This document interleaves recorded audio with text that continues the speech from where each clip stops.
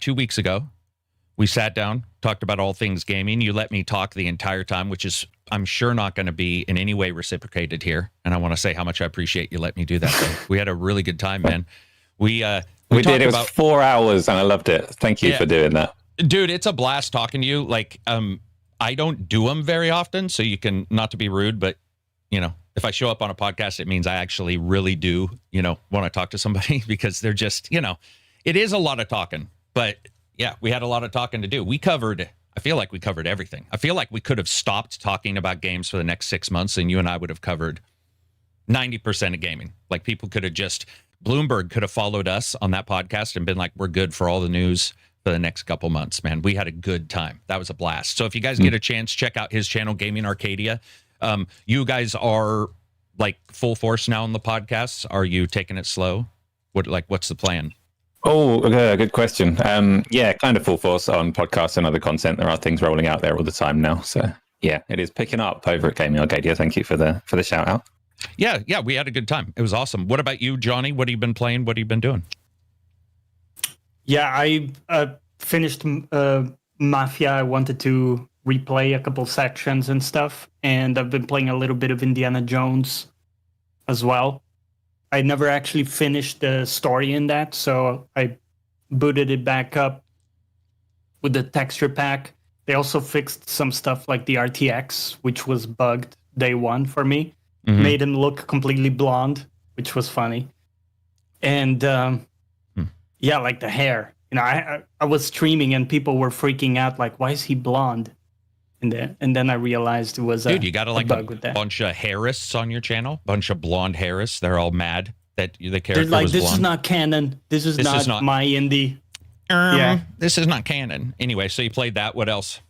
Playing some of that, playing some League, and really enjoying some shows as well this week. I've been watching Alien Earth, which is this new alien show that's dropping like weekly, and it's been awesome. Really cool premise and setup so far. And then I've been watching Andor, the second season, and I've been watching Upload. I think it's something you talked about actually some time ago. More of a goofy one, goofy comedy one.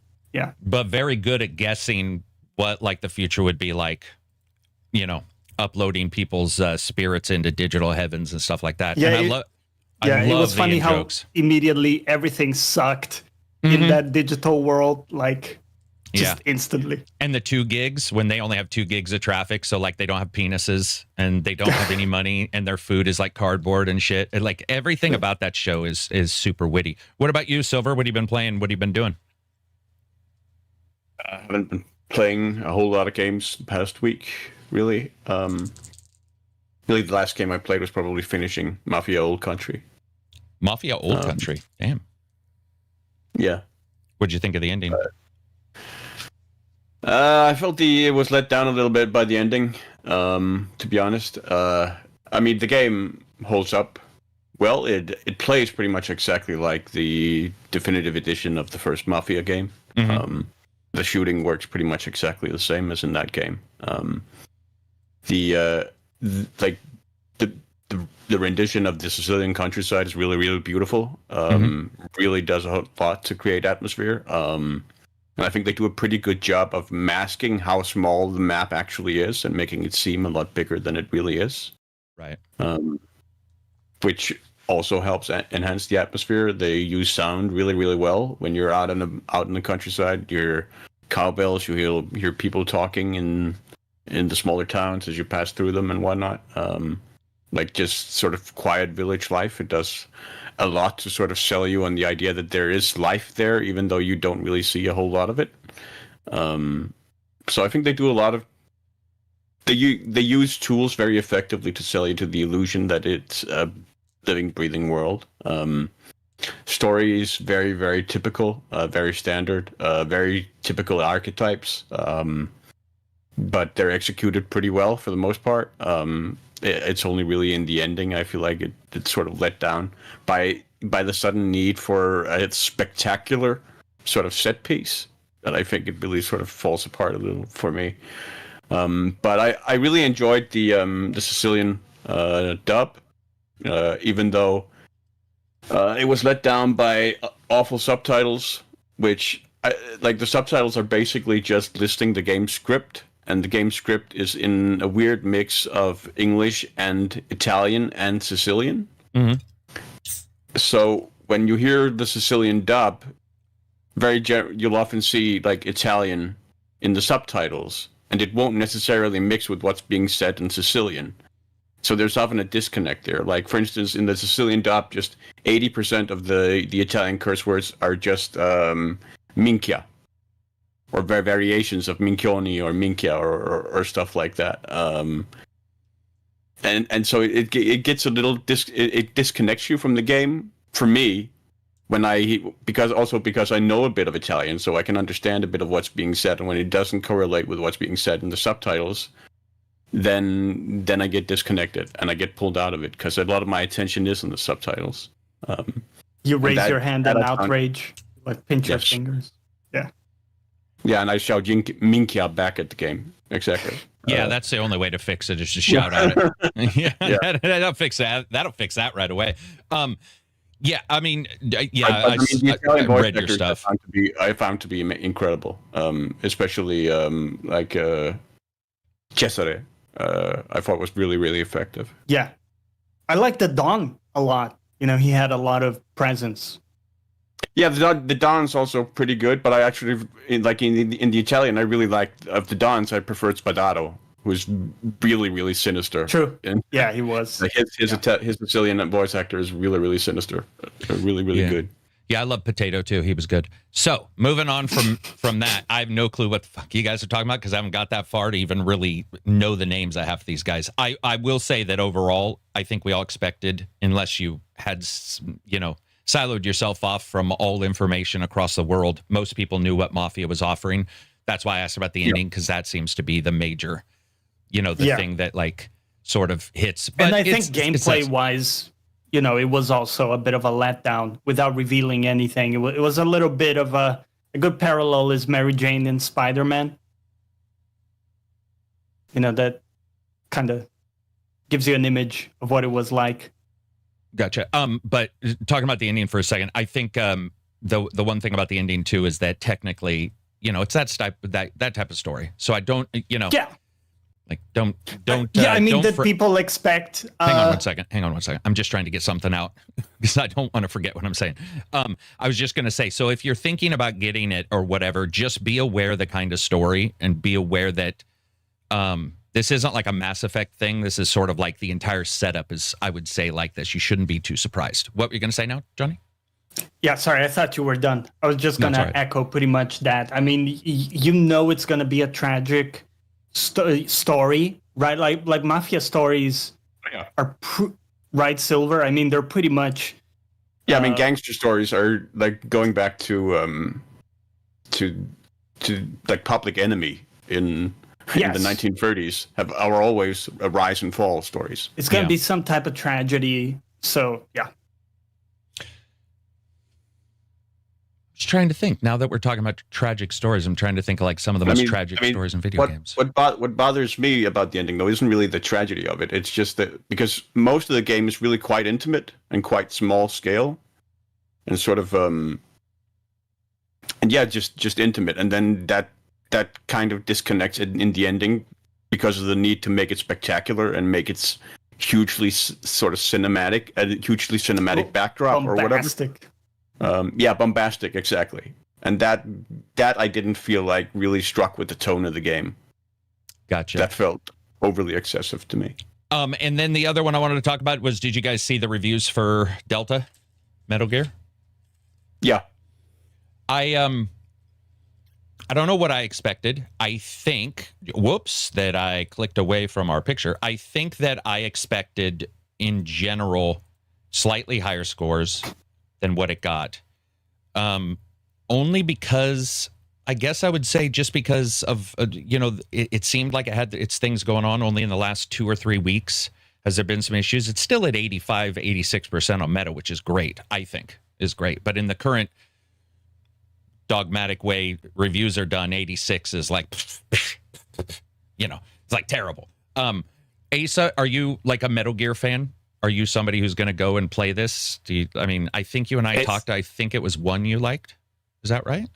So no, it was one that put me off of stealth games. That's what forever. it was. One that put you off. I knew it was one of the two. It was either you loved it because of that. Okay, gotcha. One was kind of significant in that was my first like 3D stealth game, as it were. I know it's bird's eye view, but first 3D game or first stealth game in that kind of era, and I don't like stealth games. So this one, I know like it's revered, and I see how people adore it, and I know it starts the series, and I should get into it for storytelling's sake, but it's really not high on my list. Yeah, no, dude, that's fair. Like, I mean, it is high on people's stealth list, but especially the age of people is so different now, where you have people coming in who are like 18 right now, and they look at the old one and they're like, fuck that. I'm not playing that. Like, it looks like shit. So getting a remake of this is, I think, exciting. We've talked about if it's possible that this is a test. You know, I don't think most remakes and remasters are tests. There's not enough work done to really indicate, oh, this is a test to see if a sequel is a thing. But this one has a shit ton of work done. You know, there have been huge adjustments to it, enough that they couldn't do some of the multiplayer stuff until a later patch. I do think it's probably a Kojima list test, you know, be like, what are people okay with accepting? True. And I told Johnny, I think yesterday, I could be wrong if it was Johnny, because I was in chat a bunch, but we're all the same to you. Well, that's true too. You're all much higher than me. I would say when it comes to most games, if the original creator leaves, you hear a lot of hubbub. You know, if Ken Levine leaves, it's like, oh, well, that's not BioShock. Takes a while, right? This might be the only game that I remember in a long time where, for whatever reason, and I'm sure somebody knows and I don't, but for whatever reason, it's like, it's Metal Gear. And I don't hear a lot of people saying, but Kojima isn't there. That's true. Yeah. Which sort of popped into my head that, like, for the hours and hours of chat we've had on this, for the thousands of discussions I've been now having for the last couple months, other than the initial part of that being brought up, it stopped being brought up. It was just like, and maybe it's because it's cut and dry. I don't know. I've seen it cut and dry with other games. I don't quite know, but which I think is good too, because the company does own the IP. It has to be because it's a remake, right? It has to be because people just assume that his creative direction and his stamp is already there. It doesn't matter that he's gone. It could be. Yeah, it could be that. But I do also think that's a movie that I have also still heard it.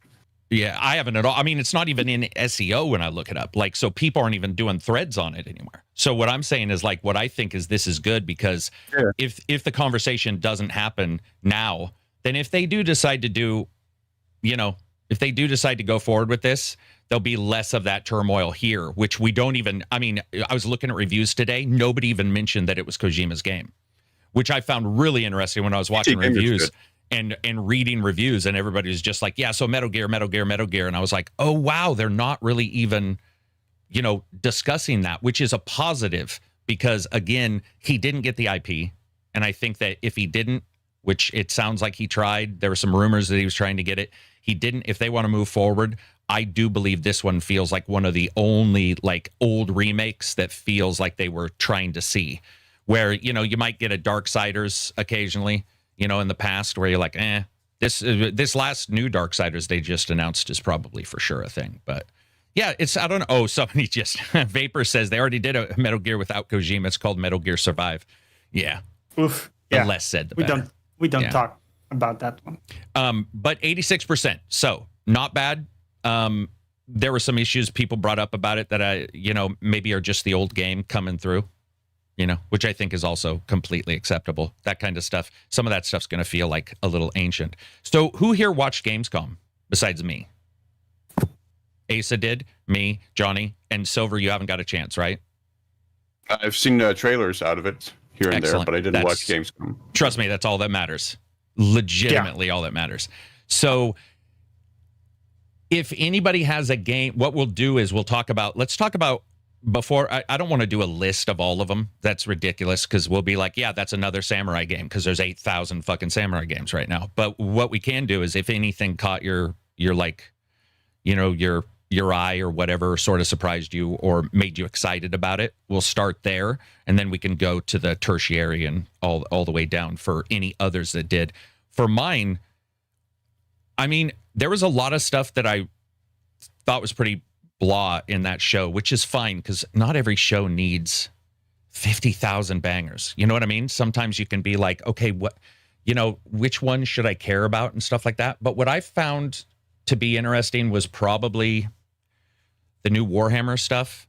I know probably Silver agrees. Dawn. Yeah. And that one interested me. I guess I wasn't expecting it. Maybe they announced it and I didn't pick up on it. Maybe they hinted at it. I didn't pick up on it, but not really into those games a bunch. But when I am, it's Warhammer.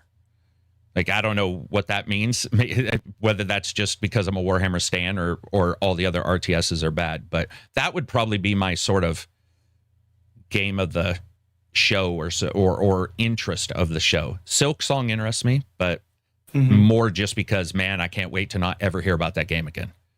I'm really, really happy it's finally coming out so we can just be done. And the fans can get it, and I can never have to hear somebody talk about it again.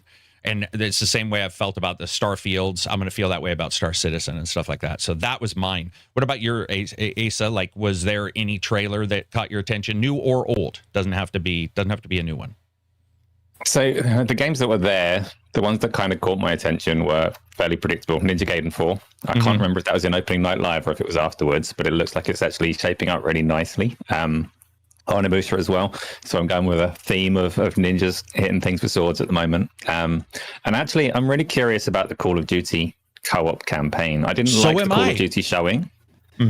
I didn't like what they did with it on opening night live when they gave them like half an hour to talk about it, and then they showed more behind the scenes talking about it. And I don't particularly like Call of Duty in general. I don't necessarily like the direction they're taking the game, but just this campaign you can play with 1 to 4 people. That was a winning note for me. I'm like, give me that. I want some of that. That could be really, really good. Then they kind of ruined it by talking about this weird endgame purgatory mode. I don't like it. Didn't appeal at all. It's like, don't put that in the campaign. Don't make me go into grindy mode. When I get to the end, they called it end game, right? You play the campaign, you get to a certain point, and then you get to this like unlimited roguelike horrible mode that just sounds awful to me. But yeah, the co-op campaign, I'm there for that. Dude, they figured out a way to try to get the grind in on the single player because, all the companies, what are they talking about right now?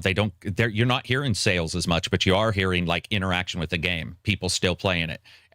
Also, sales drop off if you have a big news story about the sales being good, but the player count dropping off.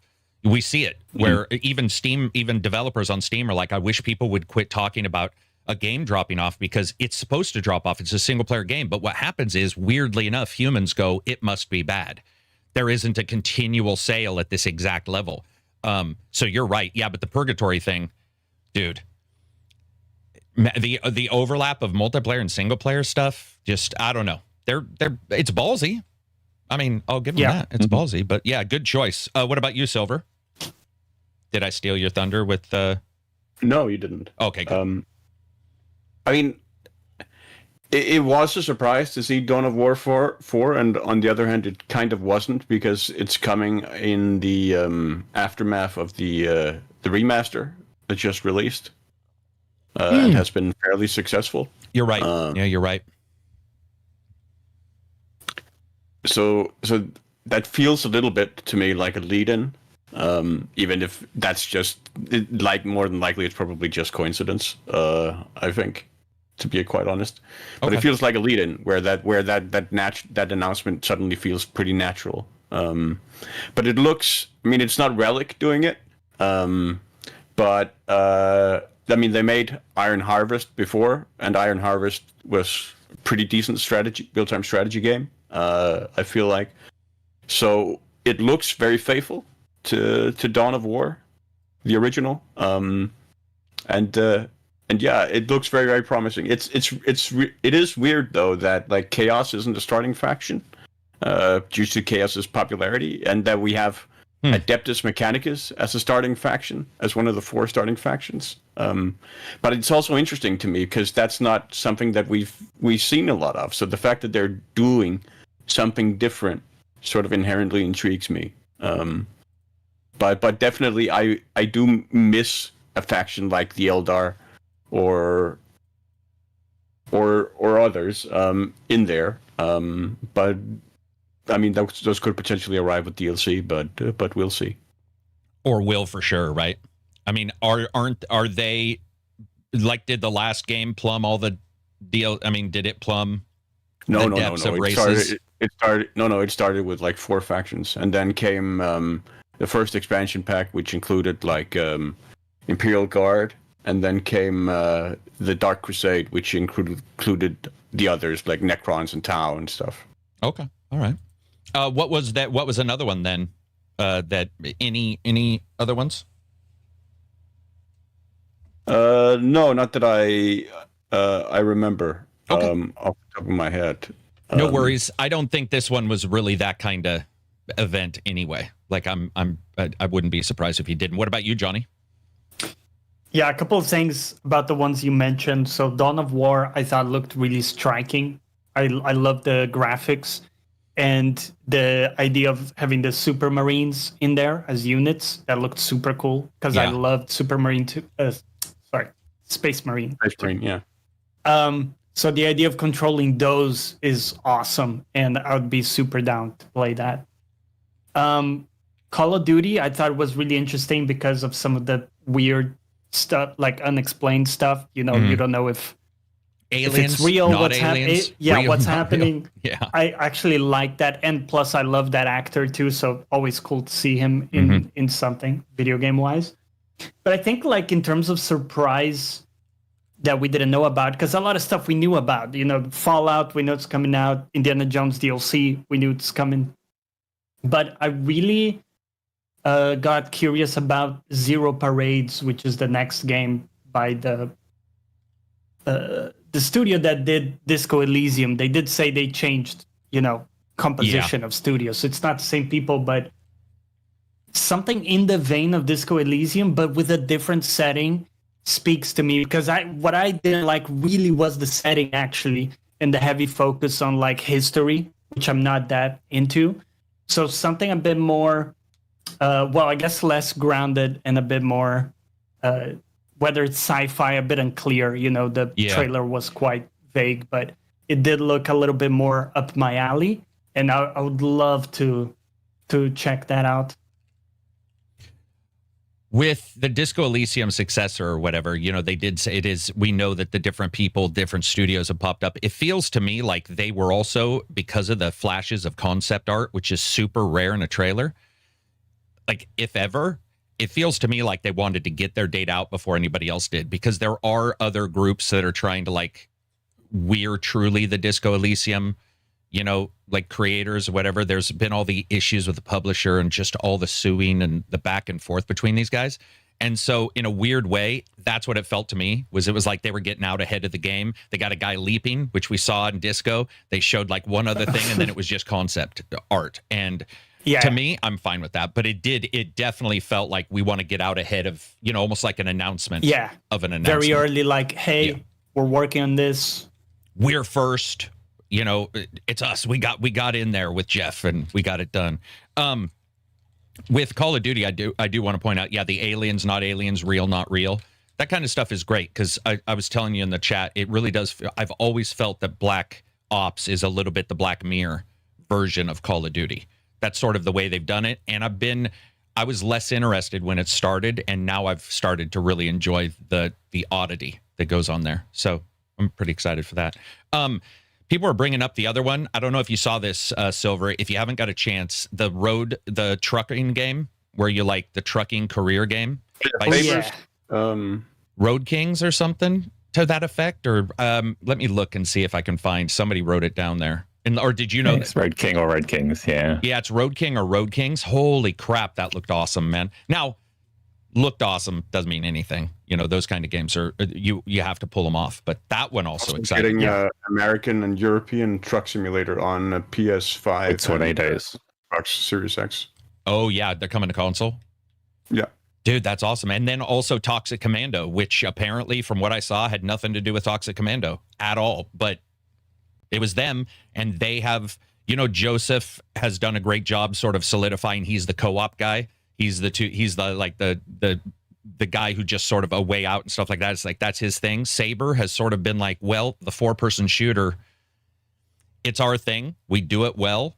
and they nailed it with their games. I mean, there's issues that I have with Space Marine. There's issues I have with World War Z, but I think ultimately their engine, the way they deliver things, I sort of know what to expect. And the big thing is, what world will I be in? And they made Space Marine feel different enough to be Space Marine. That worked. And then World War Z worked. Toxic Commando, I don't know what I was watching. It was like mercenaries fighting zombies again, but I got to admit, Back for Blood. Back for Blood, yeah. I get it. I'm actually all for that. I am okay with that kind of stuff. But I don't know enough about Toxic Commando. If any of you guys do know about that IP, if that trailer resonated in some way with Toxic Commando people, I'd like to know. Because to me, I was looking at it going, it doesn't remind me of the stuff as a kid that I remember for Toxic Commando. Well, what is the identity there? Going to be interesting too. Yeah. John By the way, Carpenter I just connected. Oh yeah, I was just gonna say I just connected like 2 and 2, and like Saber Interactive does the Roadcraft stuff and the SnowRunner and Space Marine and like World War Z. I just didn't know it was the same people. That's kind of crazy. Yeah, and mark my words, in a year or two, you're going to see budgets that are AAA from the AA's, and we're going to be right back to the, it's AAA will, people are like, oh, there's no more AAA games. It's like, yes, there are. Yeah, they are. They're just, a lot of it's just changing hands on who's handling it and how it's being done. You're still, of course, going to see your Call of Duties. I don't know about you guys. I was excited for this, and I can't believe it. And then I was let down because there was nothing at all, but that was World of Warcraft's the World of Warcraft expansion. They're like, we're doing fucking buildings for the first time, and I was like, oh shit, this is cool. And they showed that CGI, and I'm like waiting to see the game, and I was all, oh, no gameplay. Well, that's fine. And I was pretty excited for it. I was like, oh, that'll look good. And then I later saw a trailer with some footage, and I remembered how old that game looks. And nothing against it. It is an online game, but I was like, oh, damn, that game is fucking ancient. I just saw those characters running around. In my brain, I didn't think it looked like the CGI, but I had done that thing where you sort of make a connection and you're thinking it looks a little better. And then it does. And you're like, damn, okay, doesn't look better at all. Toxic Commando looked cool. I think the Carpenter affiliation will help sell it more. Maybe. I hope so. I don't know. We'll have to see. I don't know if, I love John Carpenter. He's my favorite director of all time, but I don't know how much that really appeals to people. I hope it does. Didn't have video, I don't think, but I did see a bunch of previews for Vampire Masquerade. I saw a ton. Let's talk about that in a bit then. Let's put that on the list to talk about, because I do want to talk about Vampire. I knew I was going to do that. Yeah. So we saw some previews, and Co-Carnage did a stream of 3 or 4 hours of it, and then some people got hands-on. So, and most of it good, some idiosyncrasies, but it wasn't as beat up and like questionable as I think a lot of us expected at that particular point. So then the next one, Lego Batman. Now listen, they took Batman Arkham Knight out into an alley and beat the fuck out of its combat system and just stole it. And I love that. I mean, watching that combat was like, that's the way to go. That is like the way I would love to see the Lego games, especially when they're about this kind of stuff, flourish. And then they added a difficulty, which indicates to me the combat system is real. Like they need to put a difficulty in this one in particular, because that combat system is more, defined than perhaps the last ones. But yeah, that looked amazing. And let me read these super chats real quick. I want to make sure. No, we didn't miss you guys' super chats. I did see them. Spanky Steve, $2 super chat. Mouse Deer, look it up. Copy that. But I don't do your bidding, so I'll do it when I want to. The DX Batman, $2 super chat. Happy Friday. Happy Friday to you. Fizz Viper, $5 super chat. Mortal Kombat Legacy Collection, Lego Batman looked really good from the show that I am hyped for. Mortal Kombat Legacy Collection. Did you guys? I didn't see anything from Mortal Kombat. Maybe I just totally missed it. Did I miss Mortal Kombat? Huh. But I think that might have been at one of the Xbox shows. I think it was. I didn't watch the Xbox things that they did, but I think they had it listed on there. Yeah. I hate old Mortal Kombat games, so it's not for me. But Do you really? I think you and I even talked about we talked about a lot. But if we didn't, yeah, Mortal Kombat, they're very like stiff, you know. And I think for most people, it's about the DLC characters and the fatalities than it is like any kind of nuanced combat system. I mean, it's nuanced. It just doesn't feel great pulling off those moves. Like, we did because we were talking about Virtual Fighter, stuff like that, where they feel a little bit more slick.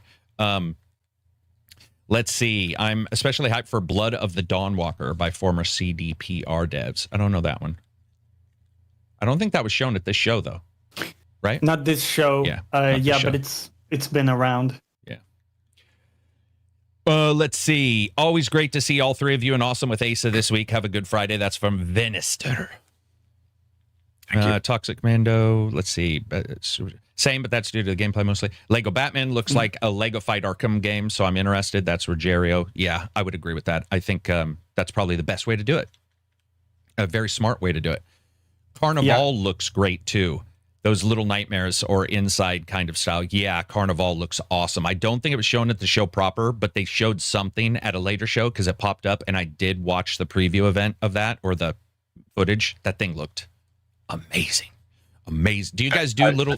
Oh, go ahead. That title always remembers me, always of reminds me of the show, yeah. Yeah, me too. The old show. Yeah, very much so. Yeah, I actually thought they were talking about shows in chat for a second, so I didn't read that for a little bit as my brain was trying to parse what they were talking about. And I was like, oh, right, that is actually a game.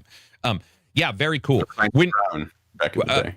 When you look at the overall at Gamescom, I would say, I think, I'm not unhappy with a show that isn't filled with bangers. Like getting updates. We got an update on Outer Worlds 2 and their companions. They did just a generic, here's your companions, which I thought was awesome. Yeah. You know, you don't have to always show 30 minutes of somebody. Like Asa was saying, when they do a breakdown. Like anytime you got a breakdown, I want to die inside. You know, they got a guy sitting on a chair, leaning forward in a hoodie, going like, hey, yo, here's what we got for this game. And you're like, dude, Jesus, man. Like that's not, it doesn't play well with a person that you know is standing there. It's pre-recorded. A person pretending like he's talking to you, it just always feels weird. But the good ones, like Johnny said, I thought the Indiana Jones one looked great. I was a sucker for that game. That game surprised the hell out of me. So like excited to do some DLC for that. That looked exciting. Yeah, very much so. As a DLC. Yeah, but I do have to argue with Asa here, or I have to point something out because he and I have not talked about this. So let's. But he said something that triggered me here. So I could not be more tired, more bone weary, more soul dead than seeing another fucking samurai character in a game. And it happened so fast for somebody who loves that stuff to instantly be like, oh my God, another one. But you had mentioned that show you a samurai sword and you're instantly, so you don't feel that way. You're still not entirely. There was this moment, right? There was this Chinese game in there. Yes. That I stopped because I was covering it live and I was like, I hope that China knows there are other types of games, right? Because there are so many. There's so much potential because I love getting games from different perspectives, right? And you get that inherently, like it's coming from China, so it's going to be very different to a game that you get from a Western dev or from a Japanese dev that we're more familiar with. So I'd love to see more of it. But there's one called like Mutin or something that I don't think was at this particular showcase, and there was another one in this one. I can't remember the name of it, but they played the trailer and I was like, yeah. It's another one. Sword of Legends was one, I think, or generic name or something. I remember reading the name going, that can't be real. Like, it's just, you know, it could have been called Katana, and I would have been like, it's not surprising.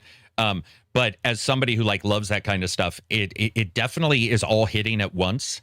And, you know, then you see Black Myth's trailer for their new game, which wasn't the DLC that was rumored. It's a full side game with a different character. I was like, okay, cool, whatever. But there was a lot. There was a lot, and we've had a lot. So I think, and they take a long time. See, so that's the other thing. The genre they're hitting, most of them are the Dark Souls, DMC, larger world, you know, kind of 50, 70, 80 hours. So I think it's just the sheer amount of time in a short time frame that I've seen them, and they've been hitting, good or bad, mostly good. Honest truth is mostly good.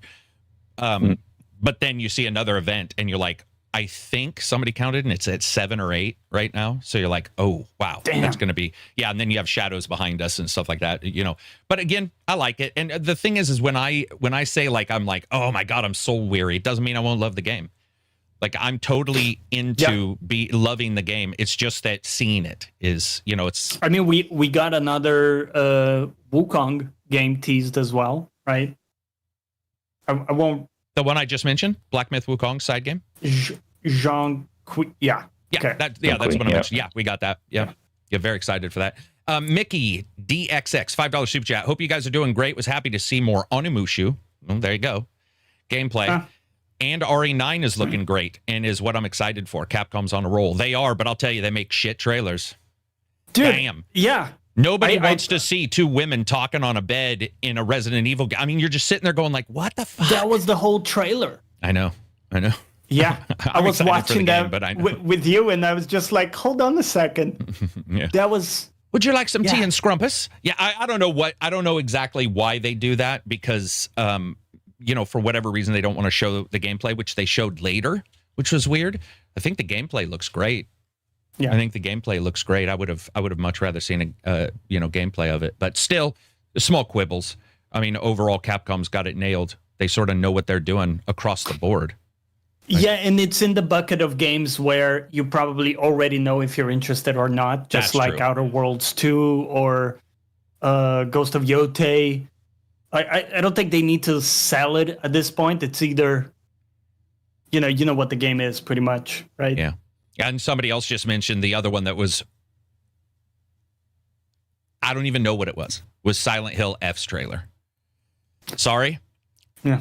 I don't know what they were trying to get across with that trailer, but I was just like, man, that was a rough one. That just, especially because I'm actually quite excited for that one in particular. But yeah, that was a weird one. RE7 was really cool, and I think it's interesting mixture of tones. But I'm not into traditional RE, but I'm not a traditional RE fan. What are you trying to say? I do kinda. RE7 was really cool, and I think it's an interesting mixture of tones. Okay. Yeah, I sort of get that. I don't know. I didn't see enough of RE9 to really know. I think most people I know who like RE are into it, and the rest of the people are just like, we'll see when it comes out. But maybe that's just a sign of how many titles we have. Christopher Jetzer, $5 super chat. What's up, sir? He says, what are your thoughts on Valor Mortis? It's a Souls-like, but first person. Yeah, did any of you guys see that? Yeah, they showed it in the pre-show. So what did you think of that, Johnny? Go ahead. Well, they didn't show a lot of actual gameplay. If I remember, it was mostly cinematic, and it looked really cool. You look to be this kind of like giant warrior. At least I think that was you, the player. I'm not too sure. But in a battlefield with some stuff that seemed out of place, and that was kind of the cool aspect of it. More of a teaser, I would say. Didn't really get to see a lot of the game itself. I liked the look of it, though. The idea was cool. You know what? I'll play it. Like, I mean, trailers can be, you know how it is. You guys have seen trailers for movies where you're like, this is great, and then the movie sucks, or vice versa. That's sort of how I treat this. I'm not really gonna, be too stoved up about it. I think a first-person Dark Souls is hard as shit to unless it's just instant death, which many shooters already have that, and you call that Dark Souls, which isn't really that. So I need to see what it really is and why it would feel like Dark Souls. Remnant did a good job. Yeah, very much so. I think Remnant did great. And you played the other shooter that was a Dark Souls. I didn't play it. Do you remember the indie game you played, Johnny? This was about 3 years ago, where there were like guns and it was like, I believe it was third person, but there were guns. I remember you talked about it a little bit, but it was a Dark Souls style. Do you remember this? I mean, it was a long time ago. Yeah. Okay. No worries. Remnant is a little bit as well, right? Yeah. That's what Johnny was saying. I think Remnant's your closest. Yeah. And even that, you can still get hit. It's not like, I mean, of course, Dark Souls, you can get hit, but I mean, even that one, it wasn't necessarily fully Dark Souls, but it worked quite well. They know what they're doing. And it took a full, I don't know about you guys, I feel Remnant 2 is like not only the much better game, but compared to 1, but like a whole league better than 1. So it shows that it can take a while to even figure out how you're going to do your first person or your shooter Dark Souls style game. Iterating. Yeah. Checkmate Stallion. $5 super chat. Keeper, the Lighthouse puzzle platformer from Tim Schafer, looks very interesting. It's coming very soon. Perfect comfort food for the fall season. I agree. I've become a later fan of Tim Schafer. I was not a fan prior. Yeah. Romulus says, is Capcom weird on a roll? Wilds is a dumpster fire. Yeah, they're very much on a roll. If you have 15 and one's a dumpster fire, and it certainly isn't, at least apparently to most gamers, then you may think it's a dumpster fire, but apparently it's not. I would say also just real quick back to the Tim Schafer thing. Did any of you guys do Psychonauts? Yeah. Or Psychonauts 2? I feel like Psychonauts 2 was like one of my favorite platformers of all time, and I feel like that's actually what got me into Tim Schafer. I don't think I really was a Tim Schafer fan. Even I did the VR one. I don't remember doing 1. Did you guys do 1? Was 1 a better game than 2? Yes, I did 1. No. What did you think? No? You? Oh, really? So you... It's a great game, but Psychonauts 2, I think, is... There you go. Is very much a better game. Yeah, that's awesome, man. I'm excited. Do you do their stuff, Asa? Or like, are you a Tim Schafer? I did the second one, most of it, and liked that an awful lot. And I went back and played the first one after that. It doesn't hold up as well. You can tell that it was a good game at the time, but it's not one to go back to, I wouldn't say. The Keeper one that's come in, I'm mostly just glad that it exists, because there are not many circumstances where you could pitch a game where you play as a lighthouse that's a bit creepy, and your publisher says, yes, let's make that. So I'm glad that it exists. Like, if Microsoft are doing anything right, and they've had all their layoffs and all this kind of stuff that people are unhappy about, but if they're doing anything right, it's when they fund the weird, obscure, you can play as a lighthouse and a stork kind of games. Yeah. So I'm glad it exists. No, I firmly agree. Go ahead, Sophie. I've liked Schafer since LucasArts with Full Throttle and Grim Fandango. But I do feel like for me, Broken Age was a letdown on that front. Was that the split game? Split into 2 parts? The one he kickstarted. You're right. One of the first Kickstarters. It was a point and click, right? Yes. I played that. I mean, point and click was how Tim Schafer really sort of defined himself as LucasArts back in the day with Maniac Mansion, Full Throttle, and Grim Fandango. And Broken Age was sort of supposed to harken back to that, but it really sort of under-delivered for me. But Psychonauts definitely delivered. But not to that iconic level. Yeah. Asa. I don't think it was bad. Broken Age. It just didn't live up to what sort of was promised. Kind of. Asa. So when you do a game like Psychonauts, you do feel it's different. I do too. Like it's very Tim Burton. Like, I mean, they share the name. I guess all Tims are weird because I have a Tim in my family and he's definitely the weirdest. Sorry, Tim, but you are fucking weird. So it is cool to see that. I would agree that like In Exile's the other one that Microsoft has sort of sheltered away from stuff and been like, you do Clockwork Revolution, you just do your thing, and that's a weirder one with like its alternate world stuff and its time travel stuff. So yeah, we still get some good stuff, which is always nice. What'd you say? He also did the Jack Black game with Tim, not Microsoft, but Tim. Tim Brutal Legend. Yeah, Brutal Legend. Yeah, I mean, it's cool to see some of these guys continuing. Levine's made it pretty clear that, and so is the publishing house, that it's like whenever he gets done, he gets done. So it is nice that despite all the layoffs and stuff, which obviously it's insane, we still get some of these that are able to continue. Arg Green, super chat, $2. Tea and Scrumpus or Tea and Crumpets? Tea and Scrumpus for sure, man. Dude, come on, Dumb and Dumber, man. Do you guys have crumpets in the US? I'm sure you can buy them. Dude, here's the thing, for sure. Because we have, at a store, you can get anything. You can find it. You can find it, yeah. If you want, like, monkey heads, it's probably there. It's just no one probably buys them. Not a thing. Crumpets, we probably came up with a weirder name for it, or a dumber name, or a different name, and I probably eat them and don't even know. Like English muffins, I can't remember what they're called there. I don't know if they're English muffins, but it's like I'll talk to Sleeve, who loves to always be like, well, technically, but he's always got some story about different stuff from where you guys are. And yeah, I'm sure we have them. I've never on the Tim Schafer game. It was cool. Like the idea is cool. Like fuck it, you're a lighthouse. Yeah, make a game around that. You know, it's almost like a bit of a pothead idea, but you know, clearly they're making something cool. And if anybody wants to see the best video ever on game creation, and there's a lot of good ones, watching the Tim Schafer 32 episode 1 hour apiece behind the scenes of Psychonauts 2 is one of the best ways to learn about video games in history. It shows you every position that from animators, the texture artists, the QA, Tim's job, the assistant's job, manager's job, lead's jobs, executive producers, meetings with heads of the companies, of the big publishers. It is one of the best behind the scenes on the making of a video game I've ever seen, and watchable multiple times to learn more about games if you're a fan of that. Also, got a new Styx game coming. That is awesome. That is not what I expected either. I saw somebody in here saying they didn't expect a new Styx game. Me neither. I can't wait. That it's got I just have a soft place in my heart for that game, man. It's so good. I don't know what it is about being a goblin killing the humans and all the humans teasing the way your kind looks and all this stuff and shivving them right afterwards. It just feels good. It's like the nerd getting his comeuppance, or the other way around, the bully.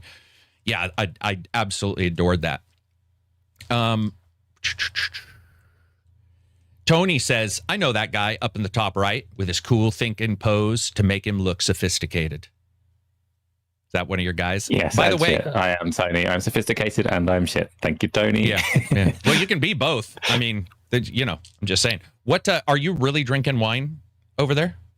I see it's the evening over here. It's absolutely fine. Yeah, I am. Yeah, I mean, it's fine in the morning too, man. I know a lot of people who drink wine in the morning. I thought it might be cranberry juice, like I would drink out of a wine glass. One of those villain glasses. That's mostly in France and Italy here, though. Spain. Yeah, he does have the villain glass where he's like, you know, and you know, he takes it like this too. Mr. Bond. Yeah, it's massive. It's like, Here I am drinking Monster Energy drink. I'm the more sophisticated one, as we know. The energy drinks make it so. Let's see. They're talking about episodic here. I missed that, guys. I'm sorry. I didn't see those. But thanks again for the super chats. You guys are wonderful.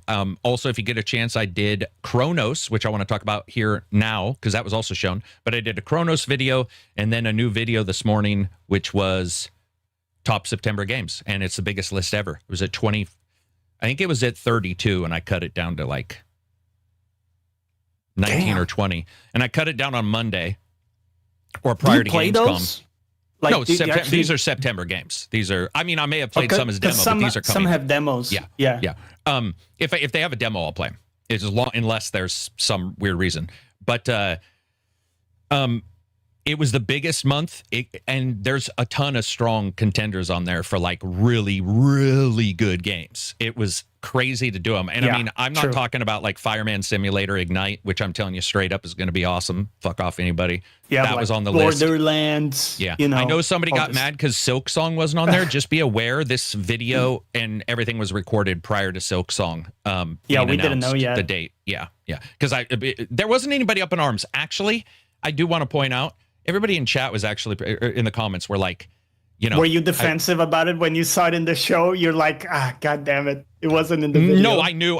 Oh, you mean when I saw it in the show and I knew the video was out? No, I don't care about that stuff at all. If people can't read a date and realize that videos can take a little while, I'm like, there's not much I can say. Also, there is the off chance that if you have 32 games, if the 33rd game is on there, it's still called 32 for a reason. Yes. 33. 34, 35 might be the game that you're talking about. That's why I try to end it saying, hey, I'm sure I missed some because these aren't in order. It's not like number one's the best. It's impossible not to miss some given how many games. And I do understand how big Silk Song is, though. I just want to point it out before somebody's like, he's out of touch. No, I know how big it is. I know how much you nerds care about it. Did you have a Master of Command on the list? Did I have what? Master of Command? No, I didn't. I don't even... Dude, it didn't even come up in lists. Master of, is it a ship? No, it's a small indie game, real-time strategy. Ships? No, gunpowder units. Basically damn. the 7 Years' War. No, I didn't. No, I didn't even know it existed. I'll check that out though. Legitimately, not a joke, not a reason to extend those videos. I am thinking of splitting them in two. I actually had a meeting with some of the people from the YouTube that would channel. be a good idea. Yeah, and I was like, 32, that's a lot. yeah, and it's a lot, and there's going to be drop off even with timestamps. Timestamps destroy the watchability and the money on the video anyway. But I was like, well, if I do two, maybe I'll recoup a little bit. And there's like at 40 minutes sometimes or whatever. It's like, come on.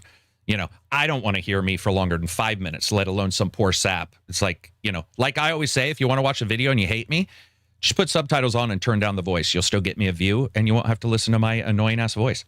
Eternal says, I also liked Hell Is Us demo. It was buttery smooth. It didn't hold my hand. Everything I needed to complete missions. Yeah, dude, no HUD, the game. Did you guys see this? So basically Hell Is Us is like going full diegetic with everything.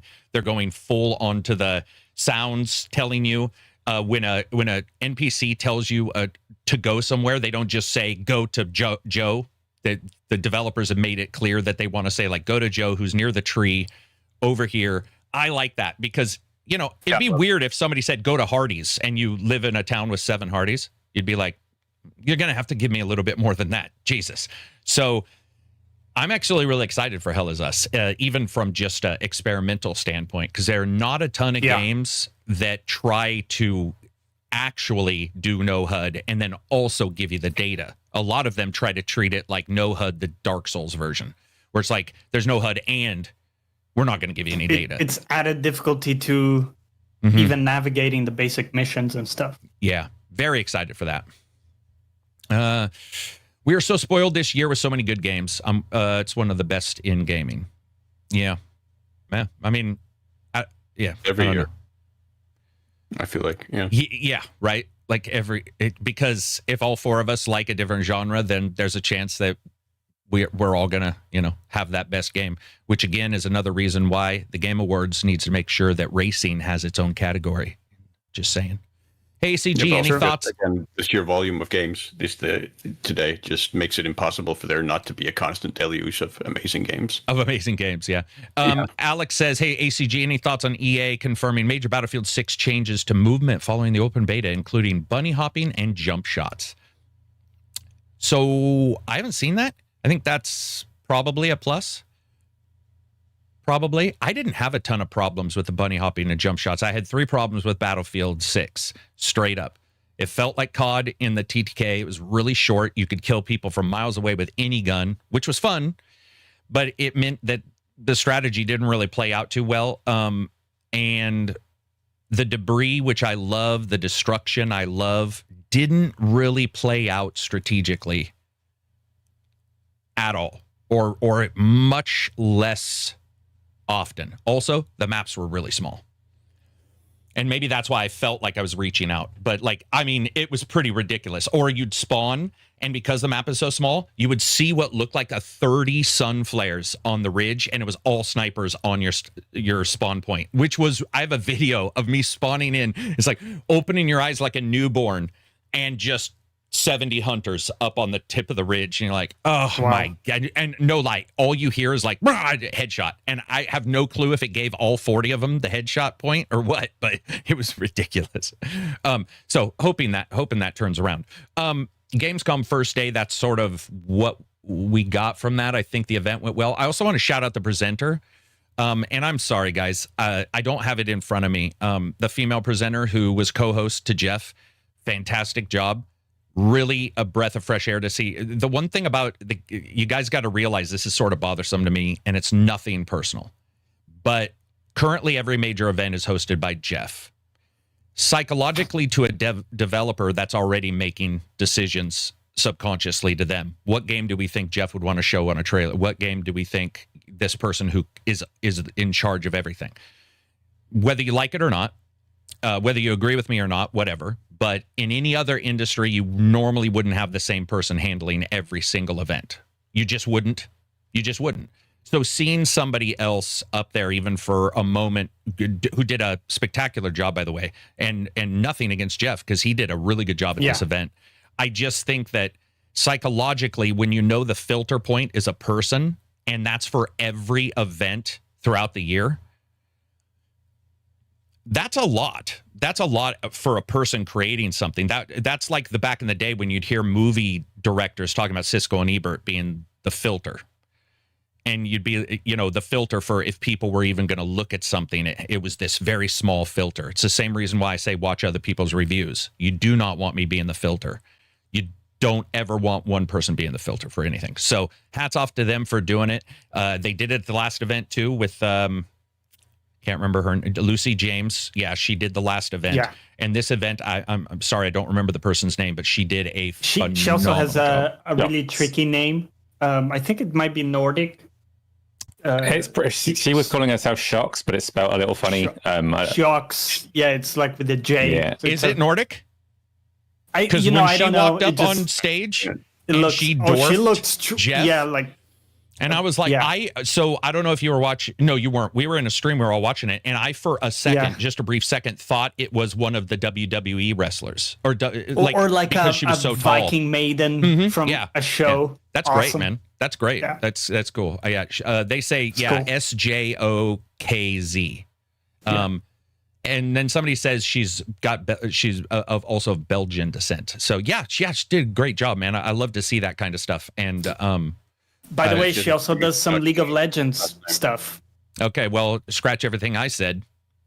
Just obviously saying. Not a good. The other one that's good is Frankie, who does the PC game show, which we'll talk about in a second. But Frankie's really good. Frankie's that hilarious. Counterpoint works really well. It works with Jeff, because otherwise it's very all about him, right? Yeah, and it just psychologically, not even saying him, I'm saying as anybody who creates anything, you see that end point. Sure. And how much PR you would get. It's like, by the way, this to talk out of left field on something completely unrelated. The exact same discussion right now is happening around podcasts and guest hosts on Lex Friedman, Joe Rogan, and some of the big, where they're like, some of them will invite people who think exactly the opposite of them. Some don't, and you have to agree with them, and sort of that's how you're going to get invited. And so there's that thought process of like, you're really looking at that point versus what you want to talk about. It's more about trying to get on there, Yeah. So it's great. Moving on from there, let's see some of the other news that came out of the event. Silk Song's, date. Like, are you guys Silksong 1 fans? Is this not really? Okay. All right. People are going to hate. No, I think I might give the game another chance.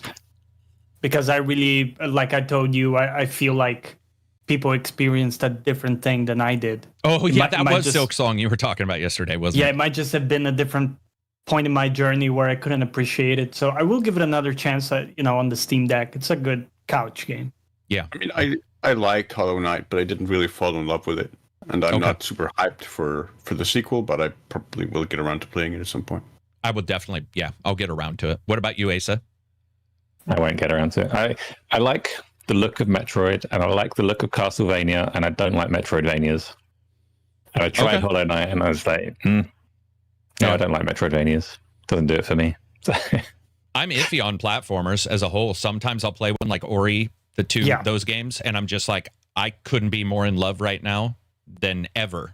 And then I'll try 10 others, and I won't like them. I liked Inside and Little Nightmares, but they're sort of the 3D, where they sort of, they'll play around with the aspect a little bit. The specifically 2D ones, for whatever reason, I need something else. I don't know what that is. But I will say it looked good. Silksong looks amazing, which is why I think, so many people are excited. Go ahead. I also think that's perfectly understandable because they all mix up the formula in different ways. So some lean a little heavier on the Metroid aspect and some lean a little heavier on Castlevania with them. Agreed. Like a game like what's the one where you're going down in Legacies, the roguelite? That's very Castlevania like. You mean and you die and your family member and you keep passing on to the next family who then inherits Rogue Legacy? No. Yeah, I think it is Rogue Legacy. Is it Rogue Legacy? Yeah. Which plays a lot like a Castlevania game, for instance. Yeah. It's a lot heavier on that inspiration than it is Metroid. And then last up, we'll talk a little bit about Kronos. So, I got to do a preview of that. Bloober Team's been sort of hit and miss for me, but I really did actually enjoy it. They showed another little trailer of it at the starting of the event, and they paid somebody, guild minimum to stand there and raise a weapon for 45 seconds, then walk off the stage, which I thought was awesome. But that suit of armor with the horrible helmet, the entire time I was playing, I was like, this helmet design is shit. And which is by so the way, dumb to is worry it about, me? But the helmet kind of looks like it, like a vagina ends in a vagina a It little does. bit. Yeah. It's adjacent. It's definitely got an old diving suit, BioShock, Big Daddy kind of the roundness of that big suit, which I really did like. Do you think the guy could see through the mask? No, that's why he didn't do anything. Unless right? oh, you mean the guy? Oh, you mean in real life? Yeah, like the dude in the mask. My assumption is they used a LED, like remote control drones use, and he had LEDs inside the helmet to make sure he could walk around. Yeah, that makes sense. So because there were little points and stuff, you could have easily put cameras down. Because if not, what are you going to do? Walk out and lead him back out? That doesn't like inspire hope in this hero. Someone's saying like 2 steps forward. Yeah, he's like, They're whispering to him. They're like, there's like he goes cross-eyed. He can see through the zip. Yeah, they're like, go to the right, go to the right, go to the right, go to the right. Oh my God! And he falls off the stage. Pulled a Mick Jagger. Sorry, I meant left. Done that. People have done that at presentations before, though, with a poor actor, where he's had to receive directions like that while blind because he had contacts or something. Yeah, I wouldn't doubt it. And a lot of movies where like somebody is a demon in a movie, they have the milky white or milky green. And there's been times where people who've done those movies have been like, I couldn't see shit, like other than being in pain for the entire reason or the entire time. So, but I was actually quite inspired by what I saw. It was only 2 hours. I did two, so it was more like 4 to 6 hours of Kronos. Definitely a step up from the medium, like because it was fun and it had a unique story in the game, which I definitely liked. I liked the idea. And the merge system is awesome. The idea that like a bad guy can pick up another bad guy and use him as, plus 10 armor against you is awesome to me. And being inspired by John Carpenter's The Thing is also very cool because it's all tentacly and, big, nasty, tumory looking body and walls. Anything that forces you to be more aware of your surroundings is a really cool thing in games because so often we are oblivious to anything around us outside of like your mini map. You're just kind of looking. So I love this trend of less mini map, more environment. I think the big thing with Kronos that does well for that is that so many games do when you pass an enemy, you pass the enemy, or they're going to follow him. That's it. And in this game, every dead body could be armor. And so there's that question in your head of like, do I drop this flame here and kill these 3 guys and hope that, I don't like bring this guy in and that kind of stuff. And it was just really exciting to play something different, but you never quite know. Let's see. Price is too much. People talking about prices of stuff. I'm still surprised ACG didn't think Kronos was mid. Oh, mid? Did you play it? How much did you play? And why did you think it was mid? Spank Steve, $2 says Naughty Dog would make a great Mafia game. Yeah, they probably would. They probably would, yeah, right? I think Naughty Dog, if it was in that format. I think a lot of studios could make a great Mafia game, to be honest. Yeah, I agree. I mean, this sounds bad, but I feel like they're not the most challenging of games to make. Like there's sort of an expectation of how your story goes. I mean, I think it sounds really, I don't mean to be derogative in that way. I'm not being derogative, but I think that's because there's such a scope for what you could actually do with the whole, like Mafia is just like fundamentally it's just the gangster epic or traditional gangster story, whether that's that we're already familiar with, whether that's through film or novels or whatever it is. So you can put that framework into an action game like you do with Mafia, or you could even put it into a more narratively focused game. Yeah, it was more like a point and click focused something or other, or a role playing game or something. Telltale something. Like there's a lot of stuff you could do with it. Yeah, and like Naughty Dog in particular definitely knows they have at times in some of the Uncharted games slowed it down for a bit and had some drama in it, and you're like, okay. And I actually think a lot of the acting, and especially Uncharted 4 was, and Lost Legacy were very good. So, it's a good thought process. But Naughty Dog's busy.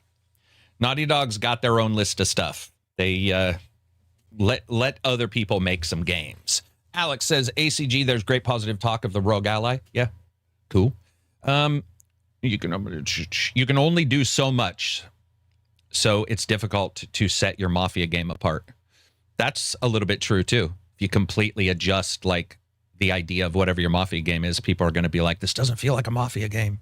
So either way, you sort of lose. What else do we got about Gamescom, at least the main event, before we just jump into random stuff we've seen and anything disappointing?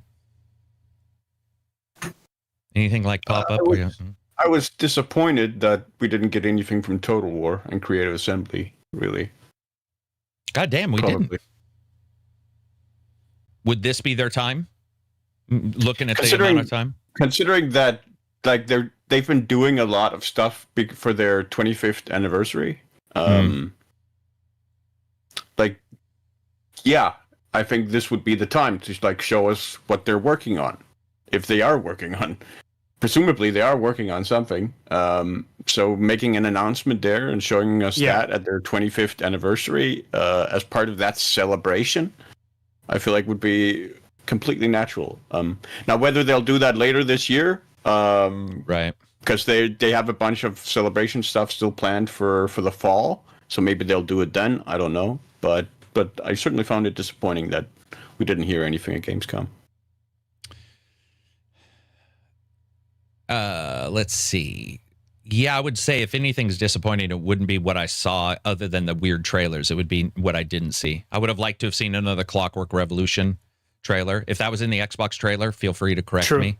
But I didn't see Judas that would have been cool. Judas would have been cool. Yeah, see something there. Because that's definitely been like sort of hands off kind of thing. We're not hearing much. Oh, one thing we punted for later was Vampire the Masquerade. Mm-hmm. We can talk about it. Do you guys have any thoughts about the trailer? Yeah. Well, I sort of wanted to talk about the previews as well, but let's just mix it all together. Yeah, so they showed the trailer, and then a bunch of previews came up.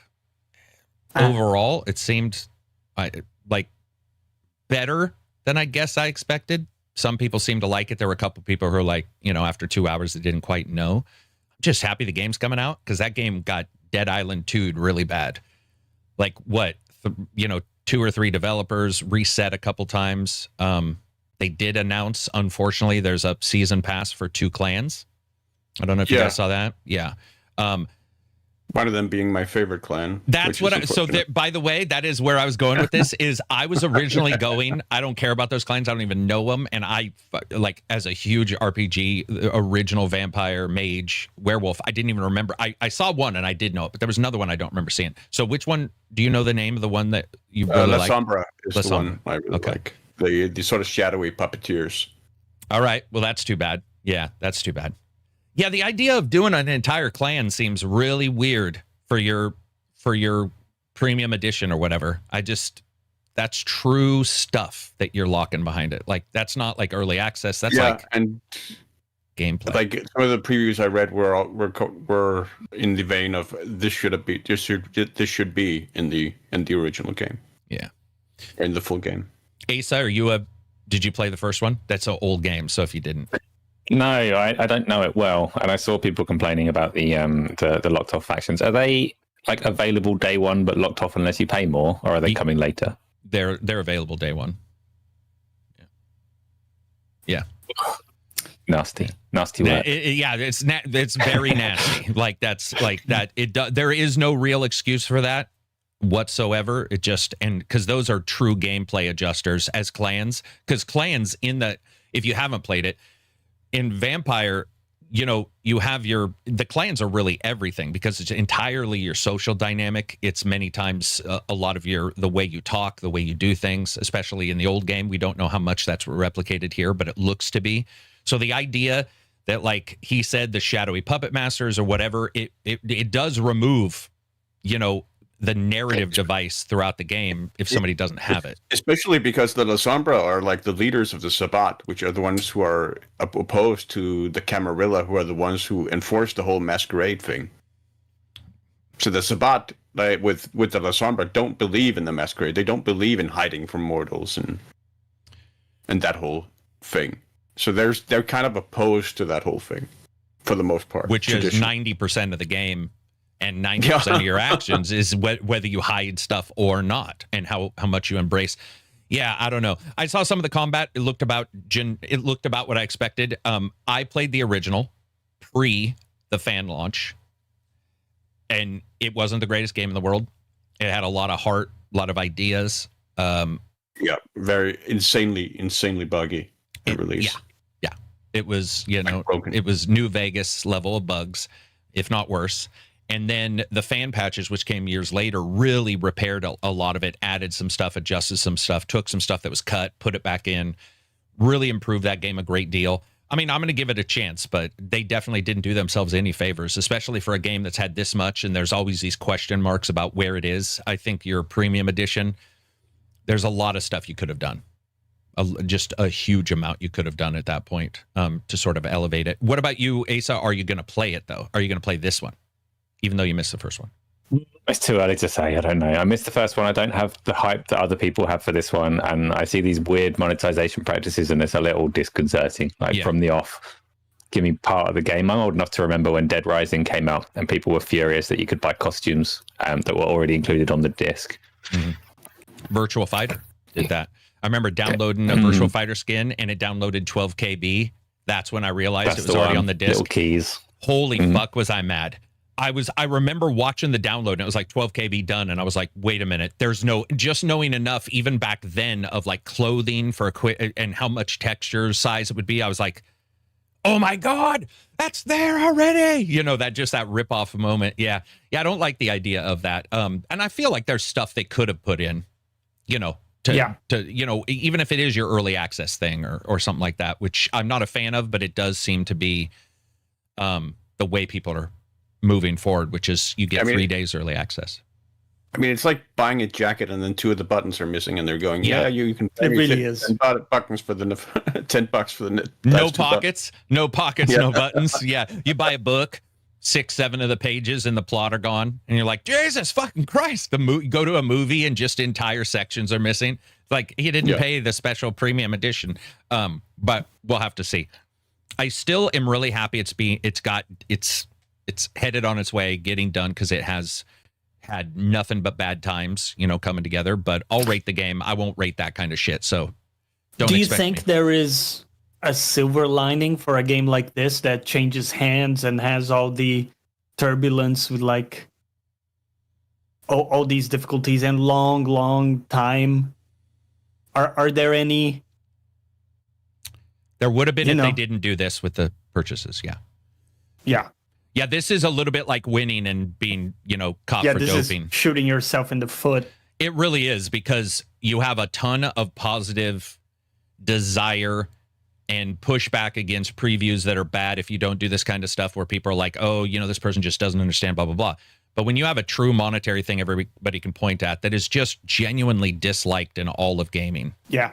I mean, and genuinely doesn't make sense in a PR standpoint from anybody. And, even some of the older, you hear the stories about the older PR people who are always trying tricks and shit like that. Even a lot of them know that those tricks just aren't worth trying to pull off anyone anymore. could have told you that, the reception was going to be bad. And so you get this, and what happens is your goodwill, you want your goodwill, right?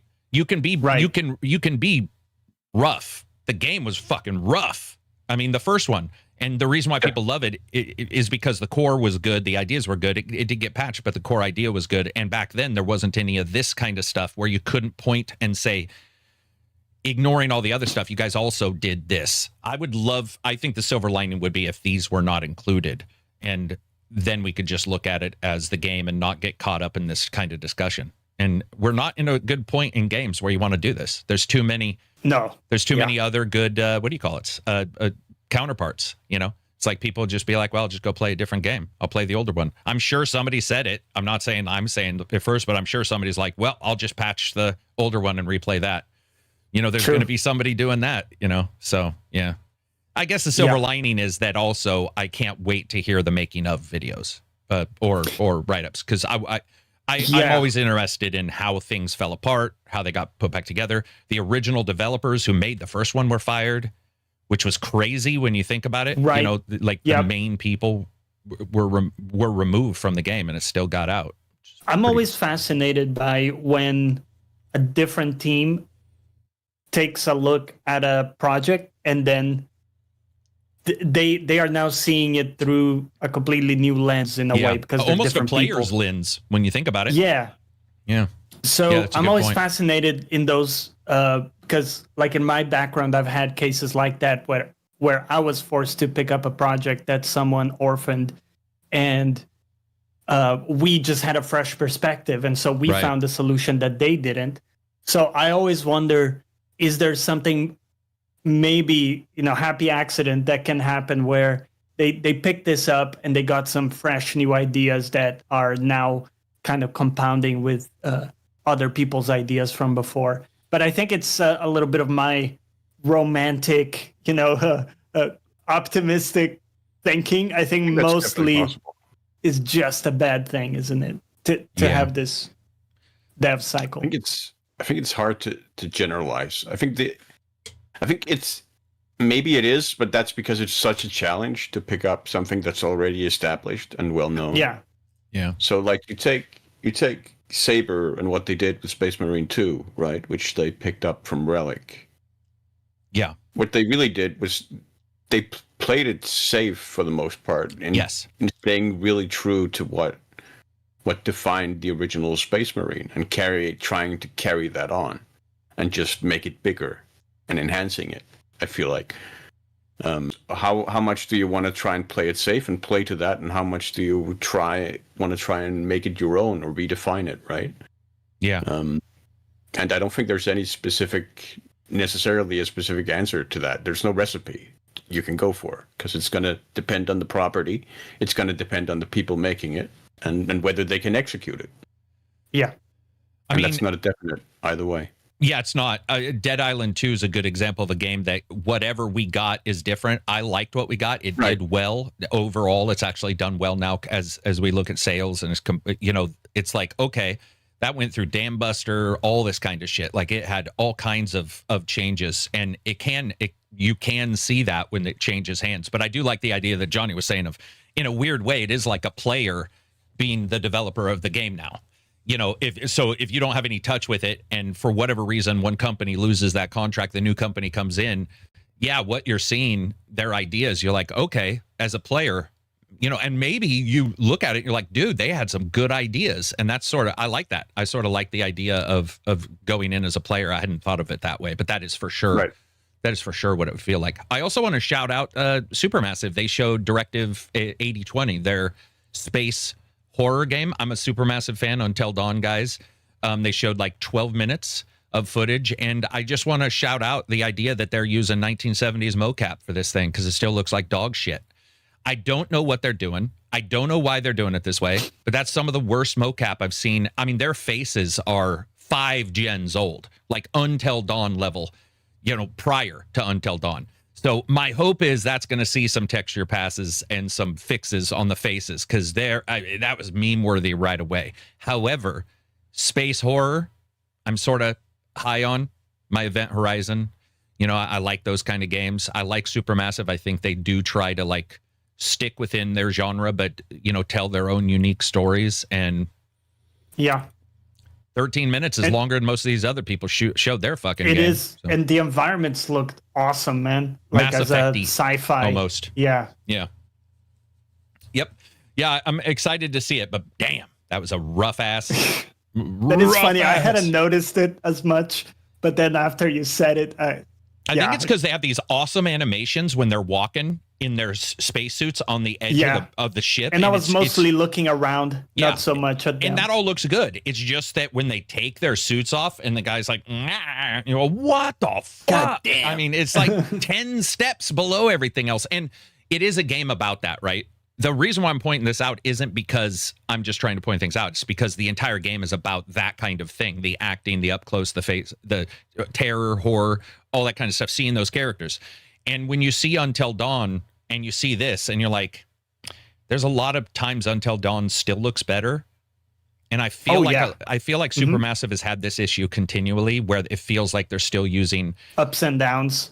Like some stuff looked great, and then suddenly, but their faces have always looked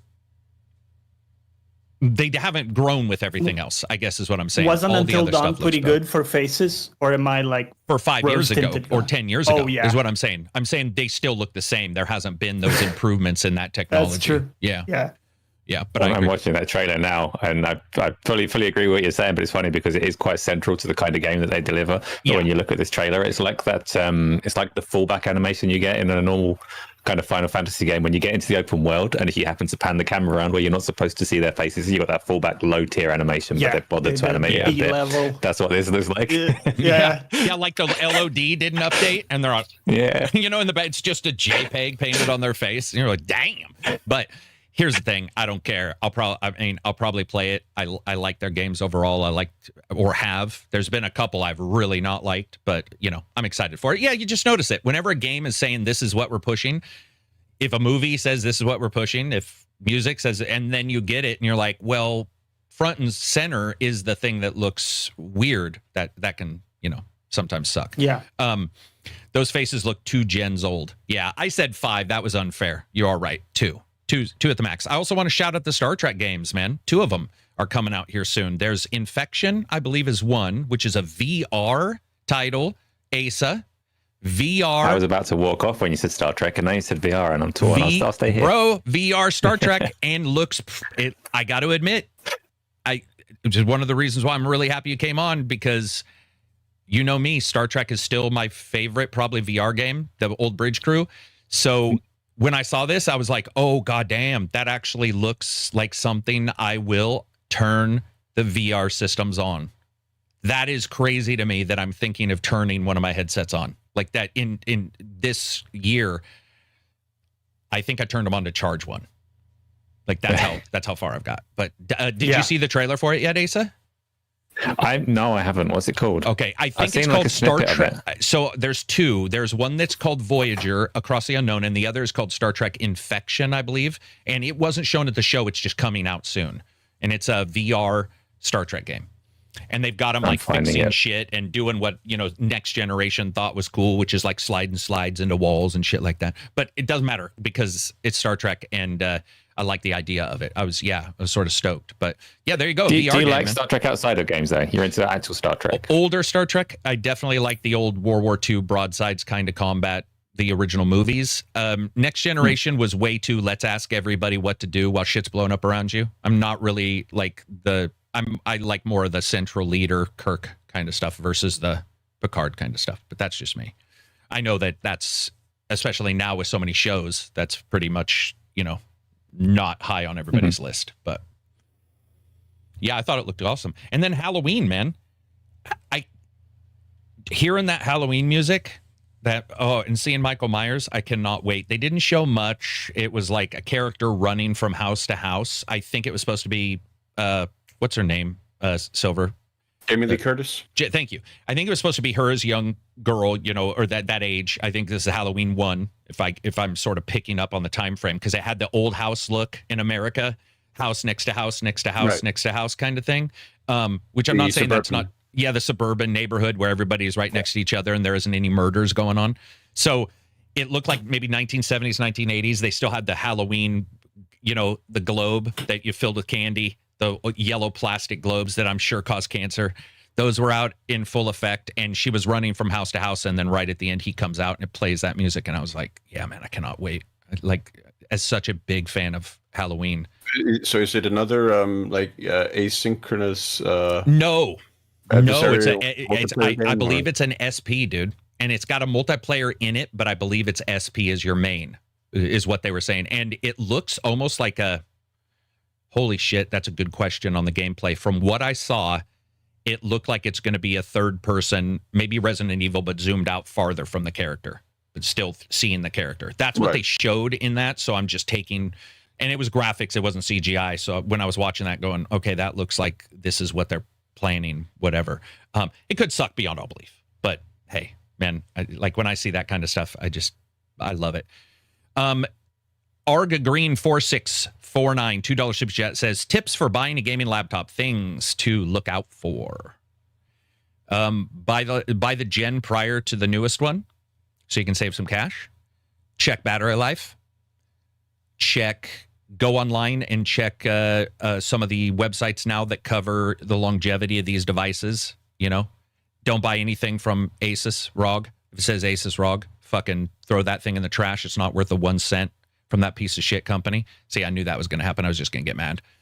But laptops are a lot of money right now. There are some really good ones, but I would say, yeah, just, you know, definitely don't buy the brand new ones, man. Because like, and be aware that I think you can replace various parts of them, but be aware that, you know, for the most part, laptops lock you into 2 things: the hardware most of the time, and if that laptop screen breaks, Merry Christmas.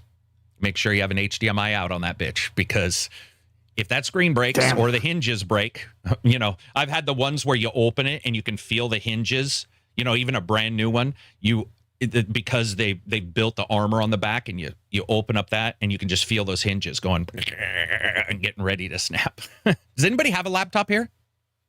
Yeah. What do you think of your laptop, and what is it? But I don't use it for gaming, so gotcha. no, not really in that sense. Do you use it as a computer, though, just plugged in to like the wall or to an external? Yeah, generally, because I use it as a workstation. Do you type on the little mini keyboard? Editing or do you have a USB keyboard? I type on the mini keyboard. Damn. Born again hard right there, man. It's uncomfortable for me. I'm just too set in my ways. Are you? You're like, as your arms are cramped up and shit, and you're like, fuck it. Lenovo gaming laptops have been pretty good. For like 20 years, over 20 years, yeah. So. Yeah, it's just, I mean, I've had like the notepads, which were laptops that didn't have the CD reader. They were called notepads for a little while. I had one of those, had a couple laptops in my life, and been okay with all of them, but they were never more than okay. And I always get to that point to where you realize that because they're all the mobile versions of everything, they're all crimped in some way. And so like when you try to do something like render a video at an event, which is why I bought this one, because it was like, it's got the brand new, you know, newest video card. You had to plug it in. You can see the lights dim because it's sucking so much fucking energy. You know, like your friends are getting tired because it's somehow psychically removing a little bit of power from them too. And you render and you're like, hit render, and you're used to even a normal workstation. You hit render and it's like 3 hours. And you're like, it's a 15-minute video. What the fuck? Yeah. But good luck on it, man. I hope you have a good time. I hope you get a good device. There are some good laptops out there for sure. All teasing aside. Let's see. Looking through the news here for the Gamescom, seeing if there's anything else we missed. Little Nightmares 3. They showed Carnival. It looks like they showed some Little Nightmares 3. I didn't get to see that. I don't know if you guys did. I'm a big fan of Little Nightmares. So yeah. It's a great series. It's a great series. Yeah, definitely. I Have actually you seen Reanimal as well? Yes. I cannot wait. Dude, I don't know what it is. What was the first one? Limbo? That was like this? Sort of, there was something about Limbo feels like the grandpappy of all of these games. A little bit, yeah. I just didn't like Limbo as much. But when I got into Little Nightmares, when I got into Inside, I think is the other one. Yeah. I don't know what it was about those, but I was like, oh shit, Reanimal looks fucking awesome. Like, there's a lot of games in this genre too. I don't know what you even want to call the genre. I mean, because it's really not fair to even split it away now that I think about it. But Reanimal, so Little Nightmares is a little odd though, because the developer of Little Nightmares 1 and 2 are making Reanimal, and Little Nightmares 3 is a different studio. Yeah. So that's why I asked about Reanimal for that one. But. Yeah. You know, I will say this, Asa, I think just having been here long enough and seen the developers for titles switch on a sequel, I don't get as tense about it anymore. Like in the past, I'd be like, oh, the original guys are gone for this sequel. But we've seen a couple that have done well and been really good. So I think after a while, I'm like, okay. And Reanimal definitely is them, has their stamp on it. But from what I've seen of Little Nightmares, it also does. So yeah, they both are like good Little Nightmares games. Yeah, right? Like, you might as well you could have just Little Nightmares 3 and 3.5 or whatever side joint. Yeah, looked awesome. Also worth noting that like the industry is so transient these days that often the studio names are just the names. That's absolutely true.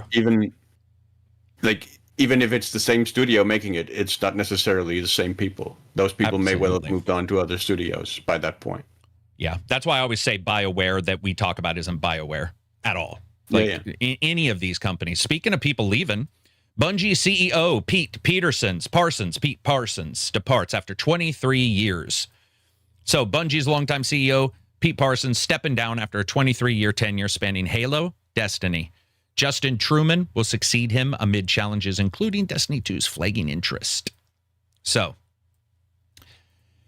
I know none of us are really big Destiny fans, but it reminded me of this because many of the developers on Destiny didn't start out. You know, many of the people who made the original ones aren't there.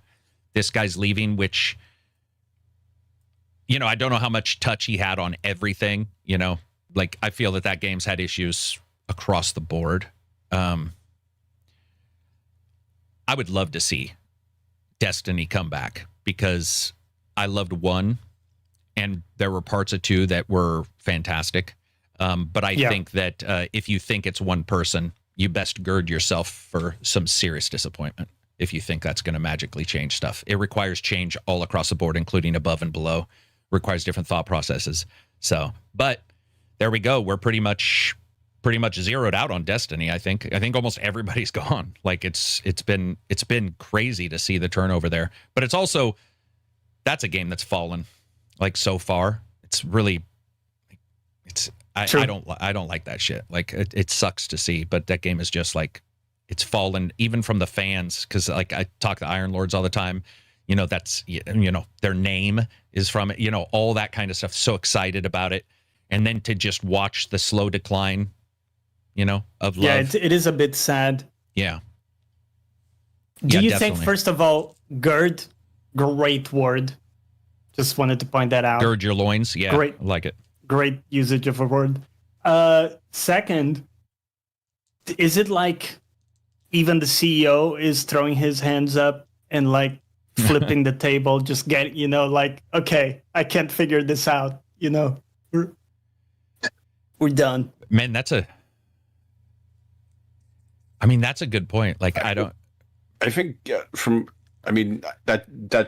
just scuttlebutt and rumors I've sort of picked up. But my impression is that the relationship between him and Sony has been increasingly that is for sure. Yeah, that I forgot about that. Yeah, Silver's right. That's gone like far past friction? The rumors now. Well, the friction and people getting hired on from Destiny to work on Sony stuff. I mean, so it's probably hit like a breaking point at this point. Yeah. Sony has taken so many employees. We covered this, Johnny and I did about 2 months ago, where I went and, you know, did a bunch of research on the exact number of people and some of the people we've seen pop up on LinkedIn who said, you know, I'm now working here, that kind of stuff.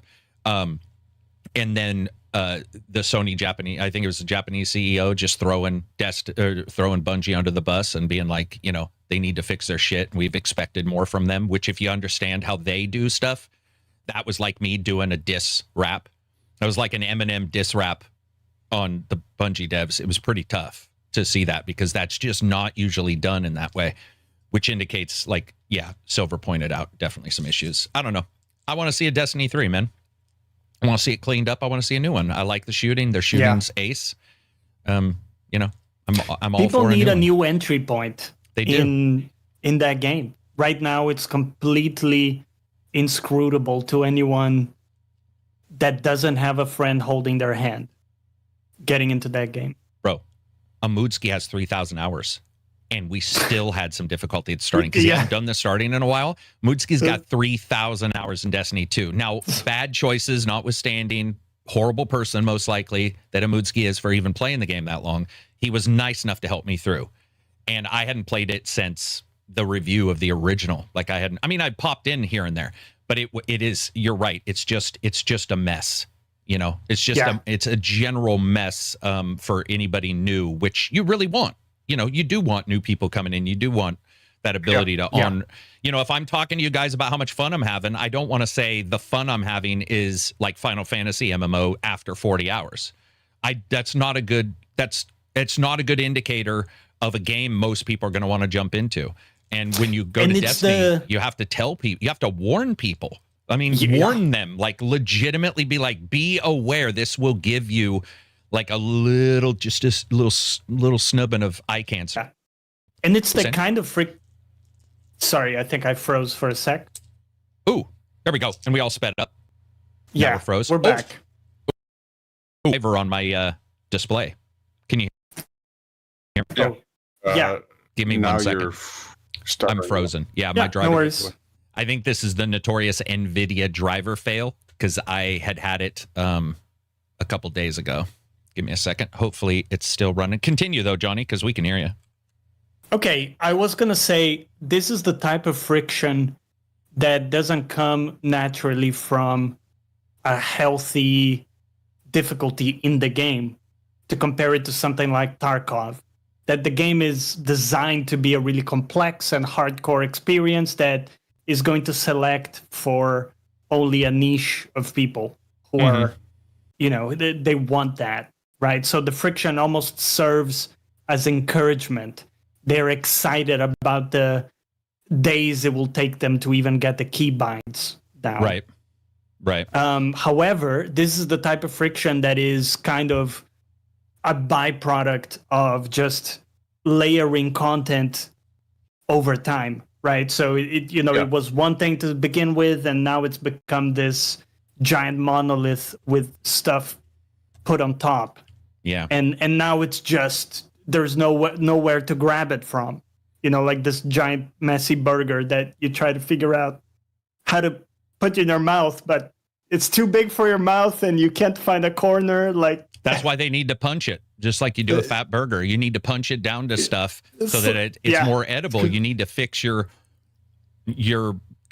all your currencies and your light shards and your dark shards and all this stuff that exists from these compress it down, streamline intangibles. Yeah. But hey, I'm rooting for them because I want to. Like I said, I want to see it. What were you going to say, Silver? I'm sorry. I think that's the major challenge that any live service game faces after a set number of years. I think it's something we've touched on a little bit before because we see it with like Warframe as well. Yes, like, I think you brought that up.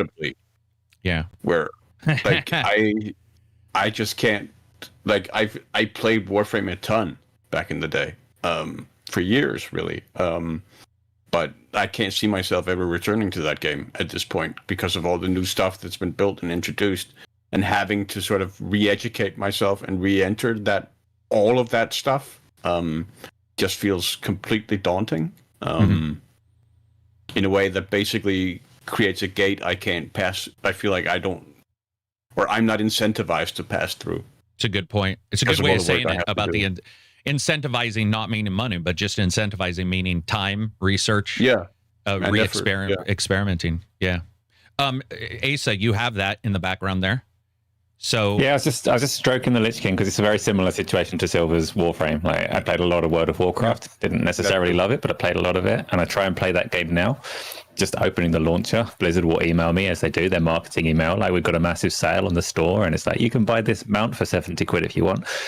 Oh, and then if you actually get through all of that and launch the game, it is so hard to pick up and play as not even a properly new player, but someone returning to it after a few years. It is just a live service problem. I think Bungie, though, and Pete Parsons, it's still really difficult to see how they navigate Marathon.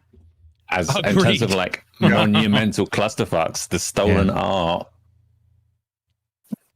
Ooh, he's lucky to be able to just walk away and retire, I think. Yeah. Yeah, dude, the Marathon thing even is almost separate. It's almost like it's a separate company and everything because it's got so many issues in and of itself that like you'd go down the rabbit hole of just a small amount of investigation into it and you're like, all right, this is just such a disaster. It just doesn't. It's so odd. And then you look at Destiny, and the only really thing that I see overlapping both is that bad leadership is one. And then number two is also bad. I'm going to say the word, but I don't think it is this, but communications might be better, but PR and even their handling of the stolen art where they just did a little live stream really quickly. By the way, I'm not a believer that public apologies work. I don't think they do work because the majority of people don't accept public apologies, right? Everybody will try to tell you, oh, somebody on top knows everything somebody's done below them, right? And they'll blame the top person, even if they say, they're gone, blah, blah, blah. We've heard that before, and we do know. And many times they were gone because the person caught them, whatever. You don't know. It doesn't matter. What we need to see is action. And weirdly enough, that is not what I've been seeing.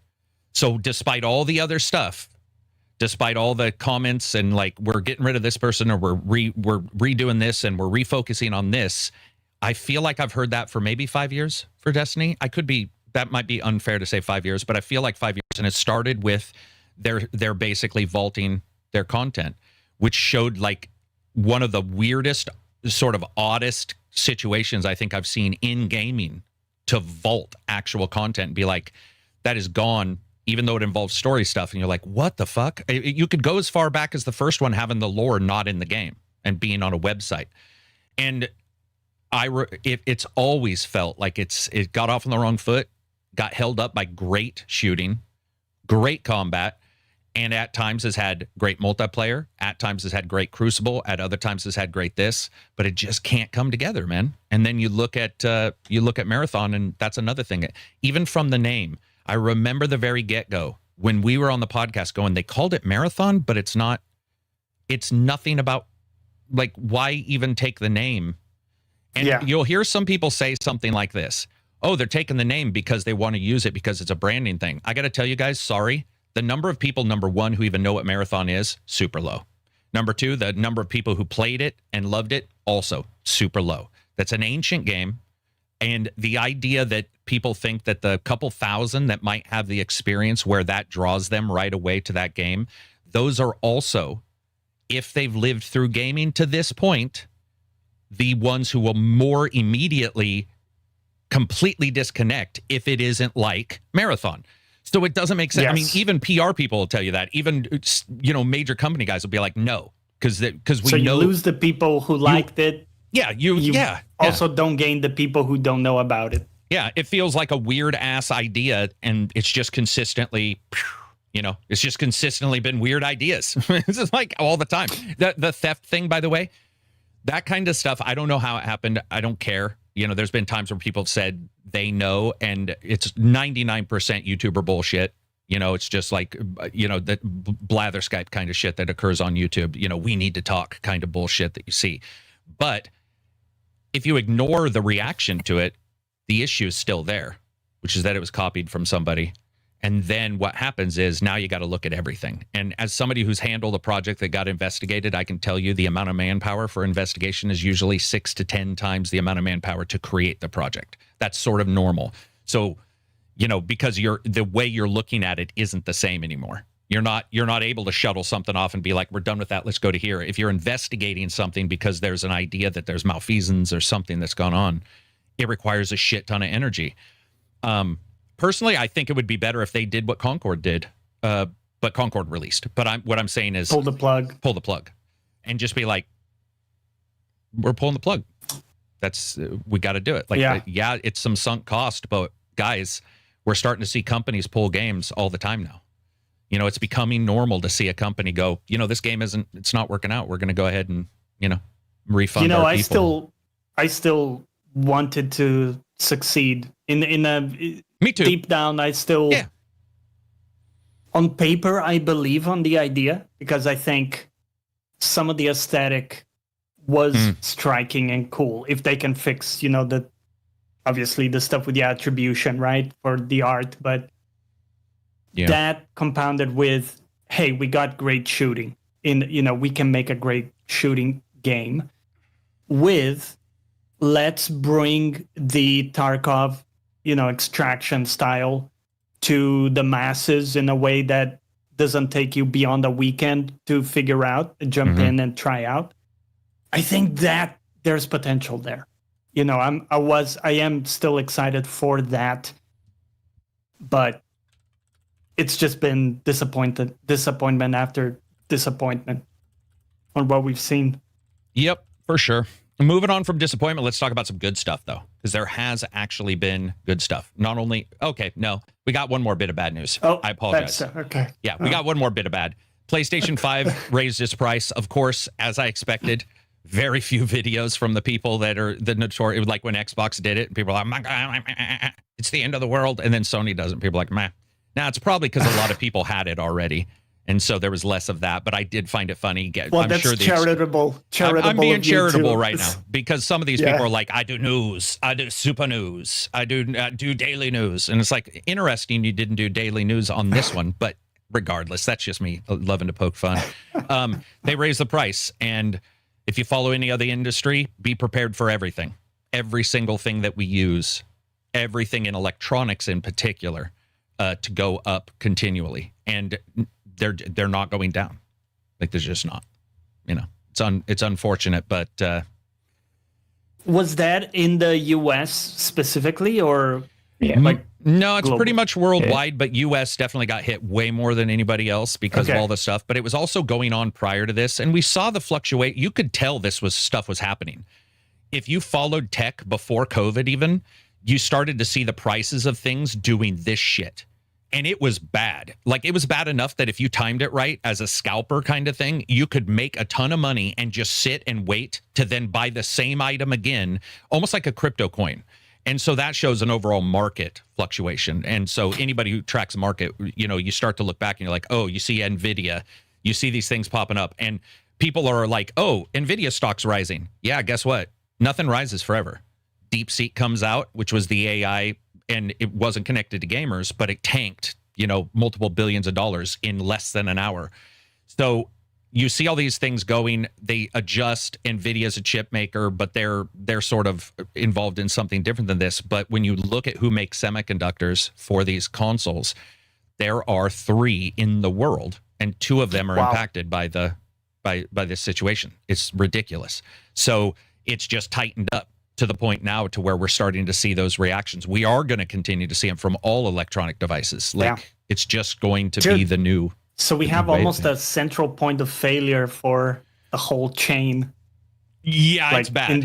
In those fundamental factories. Yeah, in the fab production facility situation itself. I mean, now you've got NVIDIA scalpers and fucking smugglers. There's the video of the guy who shows up on an airline flight. He's got a big old duffel bag, and it's a bunch of, I think it was the H20 server blades from NVIDIA to get them to China to sell them. There's huge price differences in multiple places doing all this. And so what a company does is they put it at a premium. Therefore, if it can withstand this, so you put it above so that the bump never gets to that. And you're just like, for now we're set. And, you got a price raise. I don't know how much it affects many of us, because we have the systems, most likely. But if you were looking at an Xbox or you were looking at a Sony PlayStation, then you're going to see those prices. And I would say your big worry, your huge worry right now, we saw it with the ROG Ally's price, the Xbox ROG Ally handhelds. Unless they're a streaming-only G-Deck kind of device, prepare for your handhelds to just,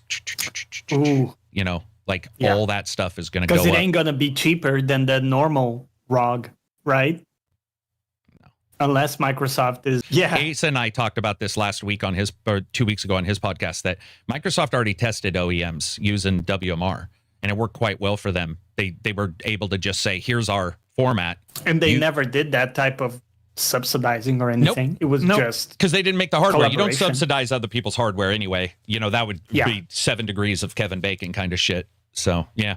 It's sad, but I hope you guys got a chance. GameStop is offering an extra $50 for console trade-ins to combat the PlayStation price hike. That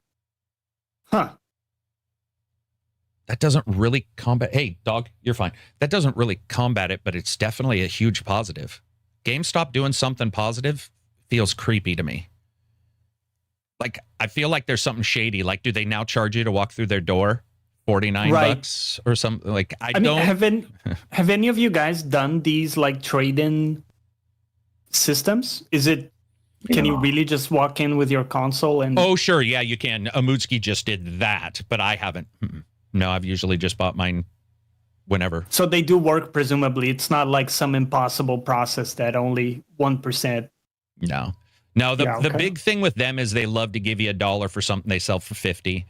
In fact, I was quite surprised. Amutski, I believe, and one other person in our Discord had recently gone to a GameStop and actually got good money on a trade-in and found an item that was pretty good for a low price, which probably indicates just a problem with GameStop and them having issues with their financials, trying to get better deals.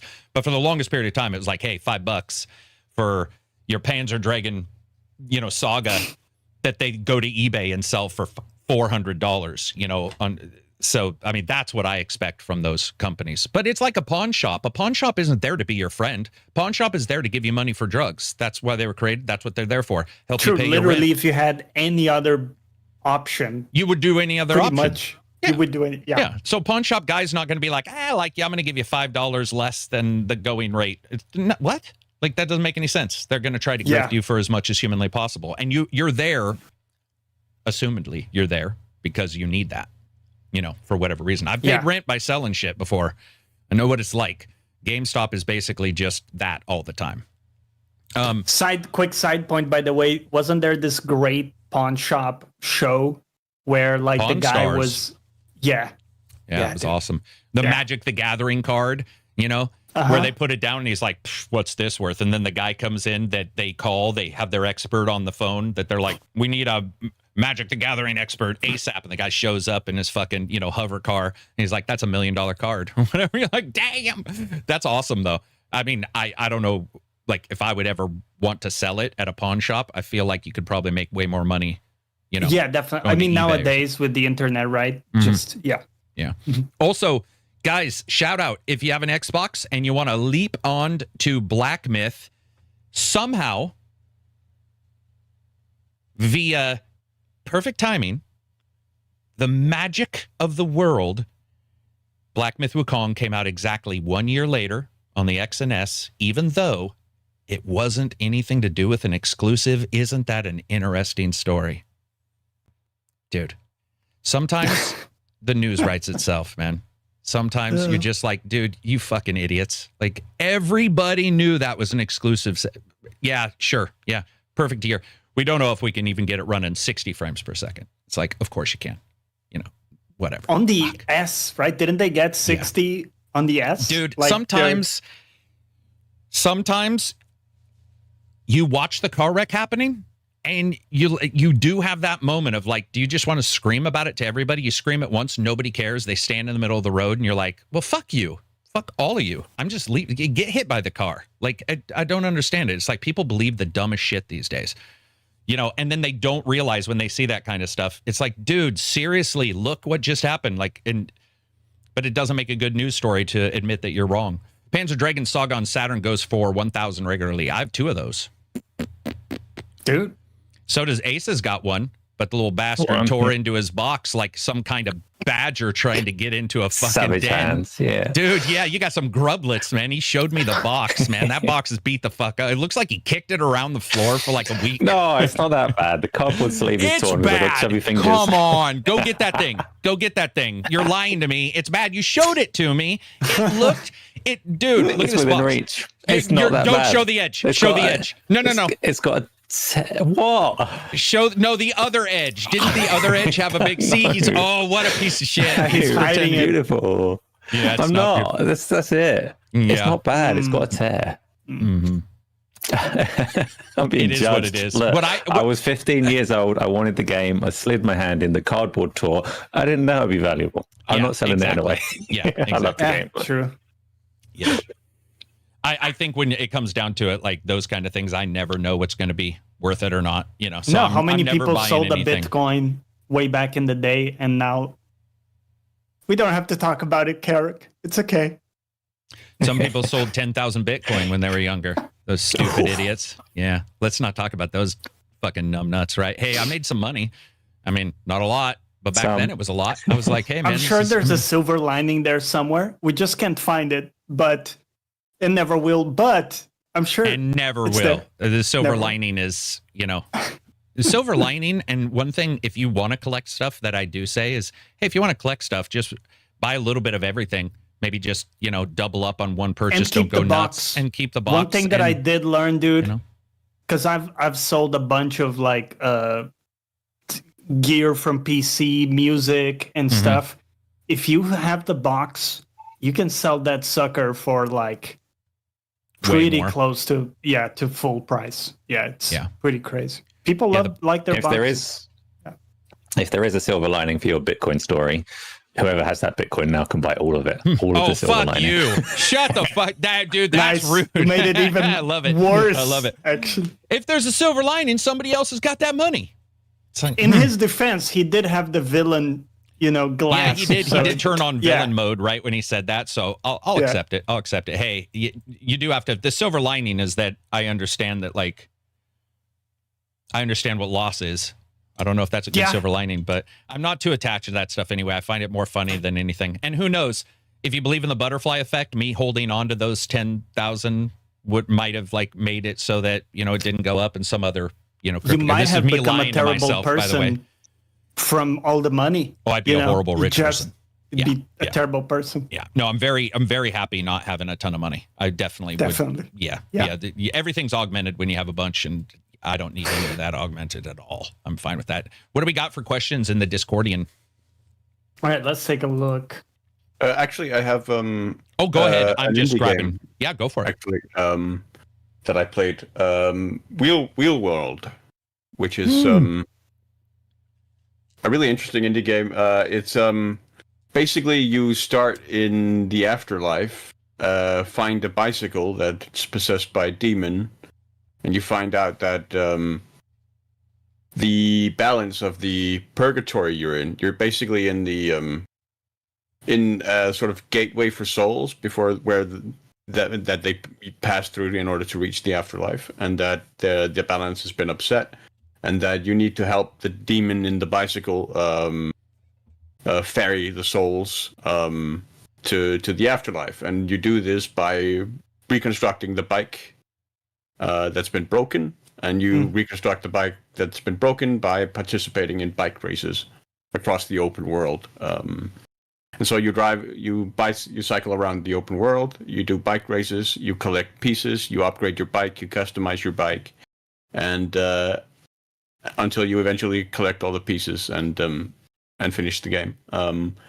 It's a really lovely game. The cycling mechanic feels really good. The courses are varied. The races are pretty fun. The customization feels really, really engaging. There's some depth to it. It's not super in depth, but there's enough there. It has a nice sort of cell shaded aesthetic. It's not too long. It's maybe 7-8 hours or so, depending on how much you really want to go in depth with like collecting everything and whatnot. I found it to be a pretty good time. And What was the name again? Wheel World.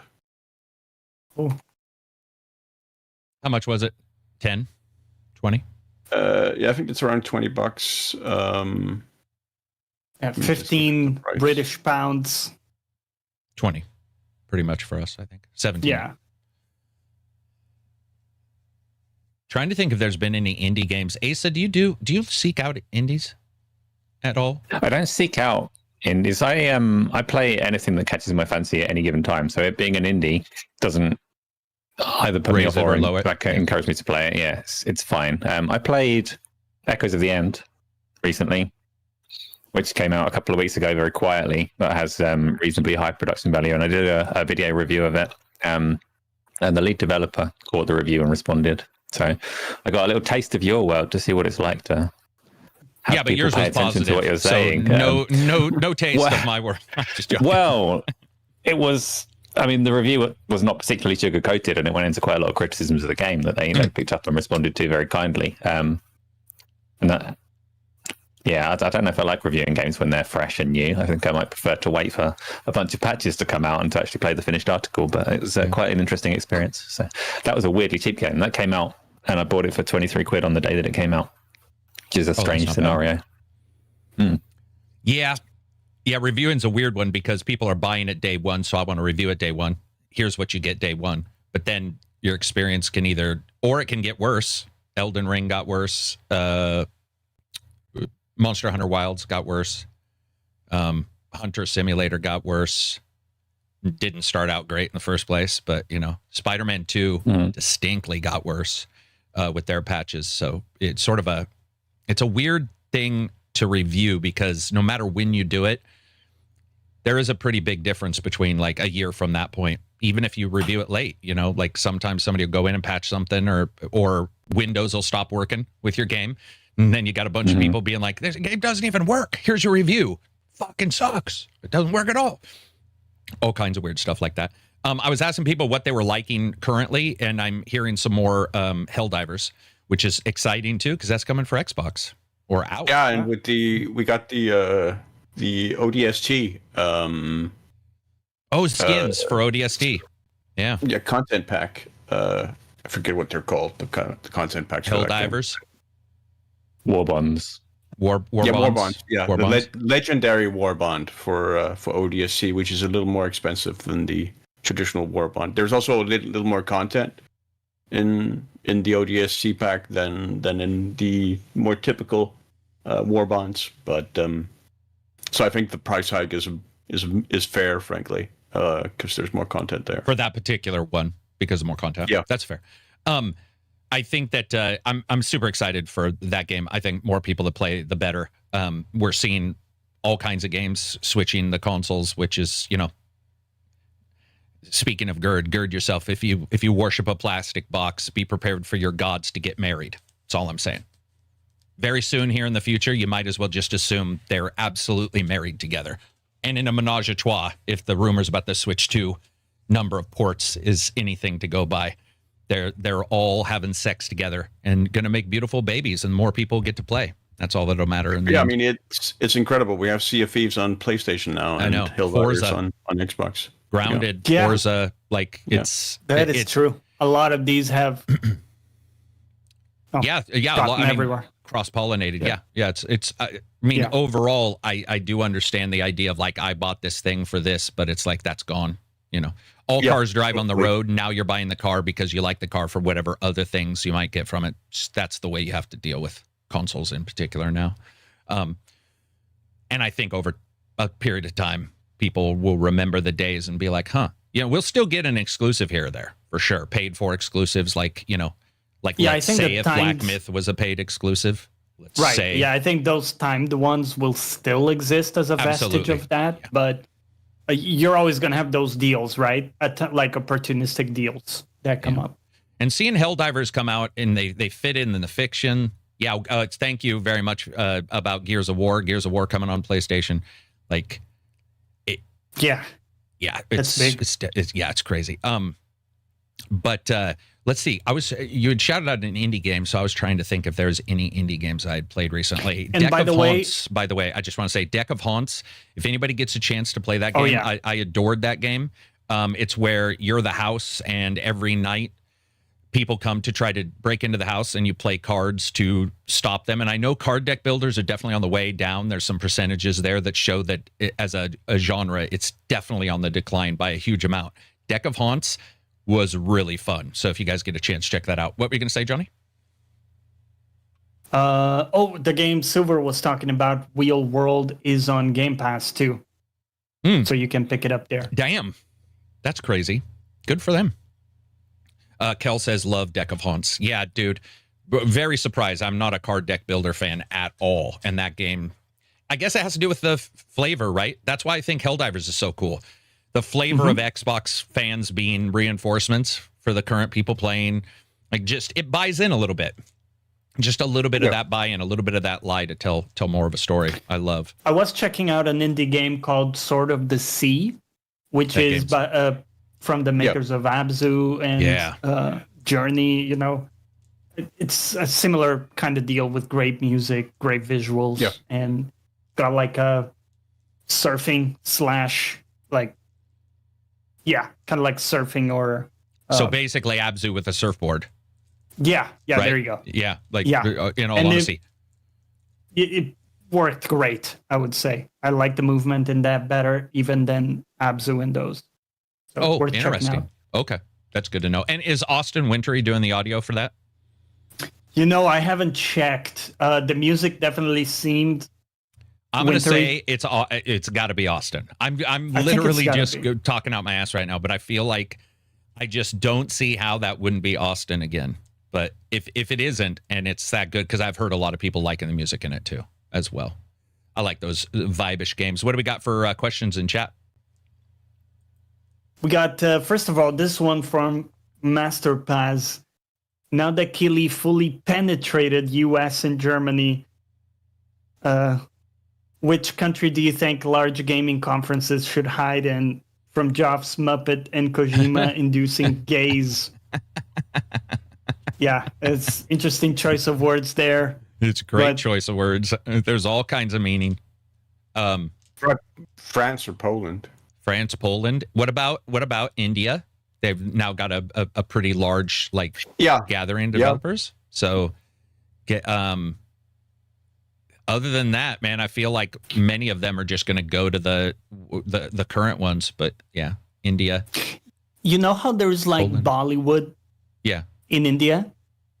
Would be cool if you had like games made in India that had that, you know, the whole like folklore and everything from India. We don't see a ton of stuff. Azure's Wrath might have been. Am I incorrect in that? I believe Azure's Wrath was the one where it was all boss fights, huge cinematic boss fights, and it was all based on India and their like myths and legends and stuff. I think that one was. Right? What'd you say? I'm sorry. So, Indian mythology is generally Hinduism. Sorry. Yeah. For some reason, I thought that game was, but it's been a long time. That was 360, I think, back in the day, back in the old days. What else we got?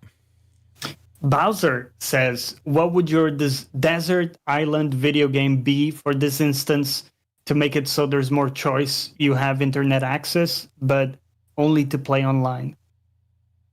So I could play League. I could keep it interesting for many years. Would you have a generator though? Presumably we would. Yeah, you don't. But you're connected online. It's just a fucking single solar cell. It's just a magic laptop that just works. Enough to get you connected. You're like, you fucking didn't explain all this damn hypothetical. I'd probably do WoW.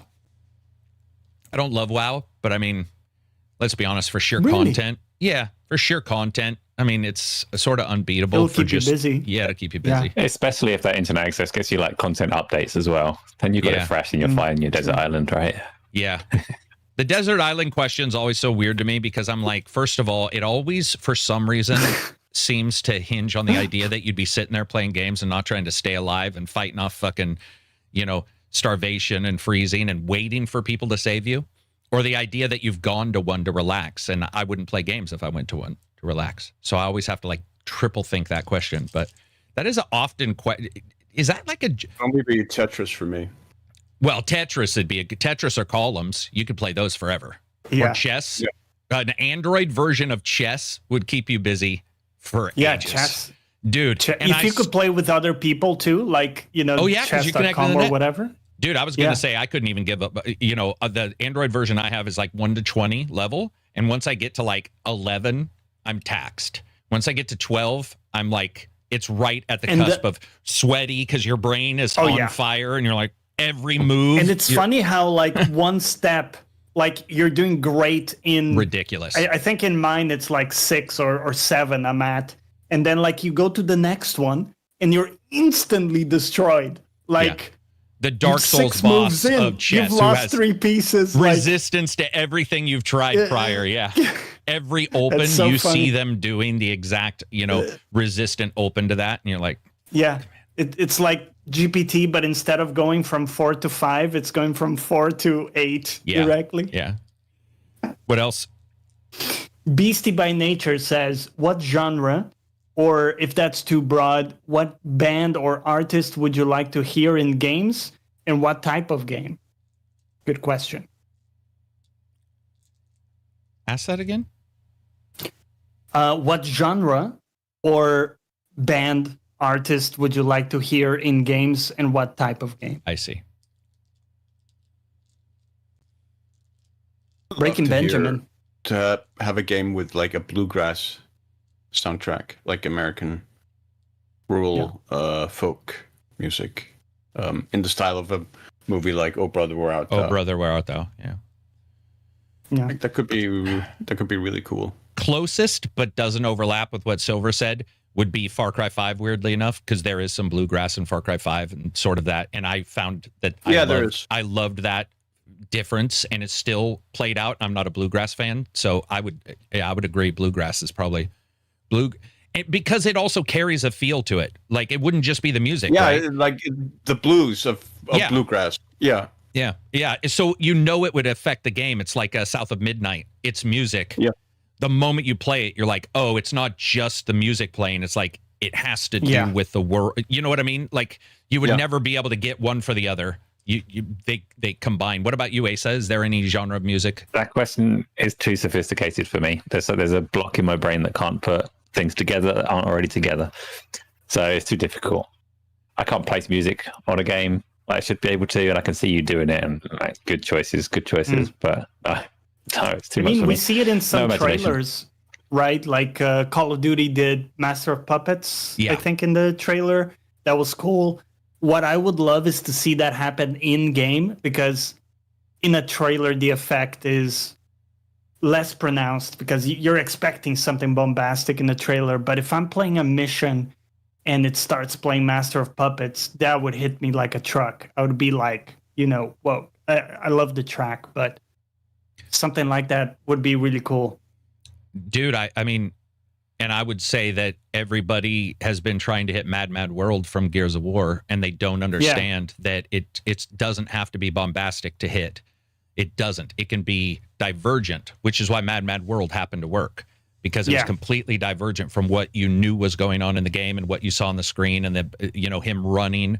And he walked at first, obviously. There was a walking moment. But and I personally feel the same way. I heard the Master of Puppets, and I was like, what a terrible fucking music choice. Like, because it was onomatopoeia kind of. It was just like what you see. Like, there's no thought process. It's like, who's a hard rock band?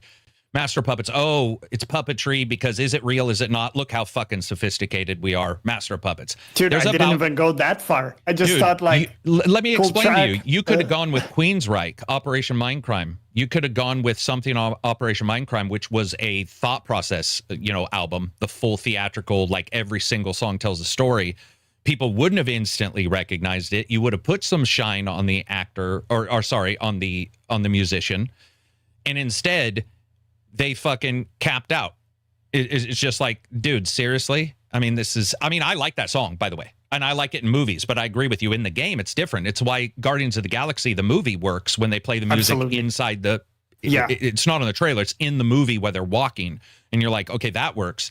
But as a trailer, you're like, dude, whatever. It's not the same. I mean, it's rare. Alan Wake does it with their, they work with that band, and they have missions where it's and full divergent on because it was harder. It was more, it was a different style of music than it was an ambient synth, scary suspense vibe. It was hard, rock and roll guitars or hard rock guitar kind of stuff. The most notable ones I remember is the one from Max Payne 3 when you get to the final level in the airport and Tears by Health starts playing.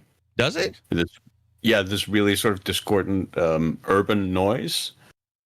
And I don't remember that goes really hard to that soundtrack and goes really, really hard to the shootout that happens at the airport. In a way that really, really resonated deeply in that game.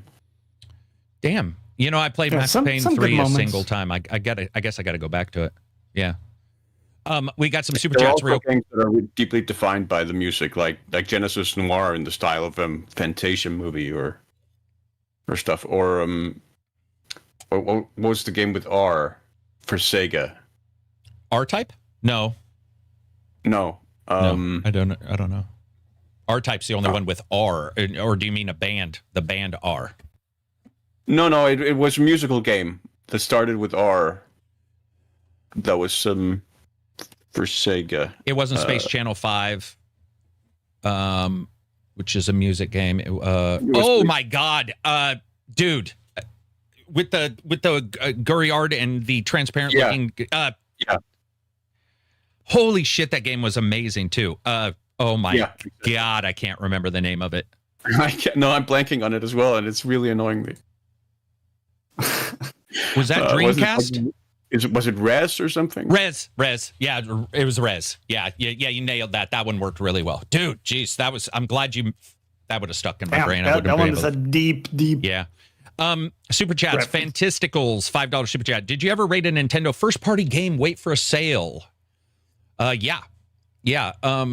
There's been 3 or 4 that I've rated wait for a sale from. I don't know what the term would be. I don't really I see special stuff in a lot of Nintendo first parties, but I don't see special stuff all the time in Nintendo first party titles. Man, I'm blanking because I haven't reviewed a ton of Nintendo games recently, but I know, especially when I started, there were 3 or 4 that I was definitely not a fan on the Switch. But I would say that overall, I remember looking at reviews and they were in the 80s and 70s, so I wasn't that surprised. I think people think every single first party game for Nintendo rocks, and I would agree that for the most part, when you look at a Mario title or you look at a Zelda title, that's one thing. But they have a lot of first party titles that, pop and go and are still considered first party. But and he says it tongue in cheek, but you would still say wait for a sale regardless of sales happening or not. Like, even if a company doesn't do sales, your rating still doesn't change, right? Oh, yeah, because you can go to GameStop and get your sale. You can go wherever. Sure. And stores will do sales. The manufacturer Amazon. Manufacturer. I mean, I'll go into Fred Meyer and they'll have 20, 30% off because they're clearing their stock. The store does not have to do the sale that the manufacturer's announced price online is, and rarely do. Walmart will do sales on first party Nintendo titles. So, yeah. The next up is... This is from Jeff Bossman, 5268, $10 super chat. Remember the trailer for the first Gears with Mad Men World? Sorry, I read that a little bit late. Yes. Oh, yeah. Yeah, that is one of the best, man. Glad more people sort of love and respect that choice of music. Hellblade 2 first trailer was also dope. Hellblade 2 had the right? Didn't it have her? Hellblade 2 had her singing into the camera, right? In the very first trailer, because they were showing the facial effect, and she was like singing that weird, like... It was like a chant, wasn't it? Yeah, a bit of a... Yeah. Yeah, that was so good. So good. Yeah, good. Dude, I have PTSD from chants from Metaphor. Refantasio. If I hear another chant, I'm done, man. Yeah. Metaphor is a really good example of somebody running out of a soundtrack or tracks and deciding they'll just repeat one of them in some places, and they don't realize gamers, the way we play or the way you experience things. Yeah. You're going to hear that shit again over and over again. Yeah, because Persona 5 actually changed the tracks played in battles based on the dungeon you were at. So like each dungeon pretty much had new tracks, a new vibe. Dude, or the entire game. Continue. No, I was just going to say the entire game is the chants, man, for battle. I mean, they could have even written it into Wise, the audio. It's what most like video game producers use, and you could have adjusted the tone on it or something. You could have thinned out some of the beats. Get the dude to pop out 2 or 3 chants. Yeah. Give me like... Onomatopoeia, abracadabra. Yeah, so you just hear something different. So that's the thing about games. We're accustomed to repetitiveness in graphics, enemies, because you're experiencing the game via your memory of what you did to defeat them. So you expect to see them again because that's how a game works. Learning to fight those guys again, switching up your tactics until you win. Audio, though, when you get repeated audio, I don't know of any gamer who doesn't notice it very quickly. Sean, like from Heavy Rain, like the repeated.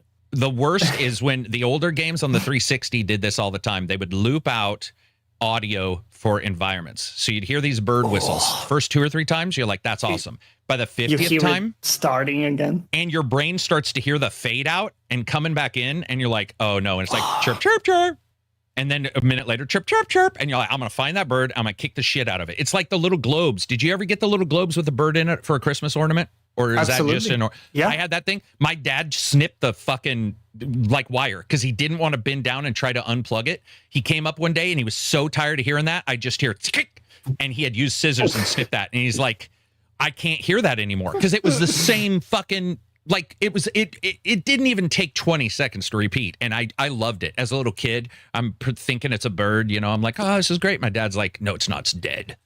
My dad's not that much of a dick, but he did snip it. He didn't say it's dead, just so everybody knows. The biggest thing there for me will always be Navi in Ocarina of Time. Hey, listen. Oh, hey, God. Listen.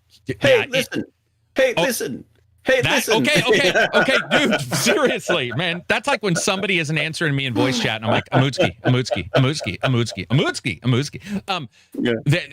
It's that companion audio. Yeah, you definitely notice it in companion. Help, Dead Rising, or Dead Rising. When you're playing those games and you're helping people inside of the mall, and they're like, help, and you're like, I'm sorry, I would have, but you said it too often. You know, it's like a friend who says you did good too many times. You no longer believe him. You're like, I don't believe that's it got so bad with anime in like earlier times that if you watch some old anime now, they have these like 30-second or 1 minute tracks that play over and over.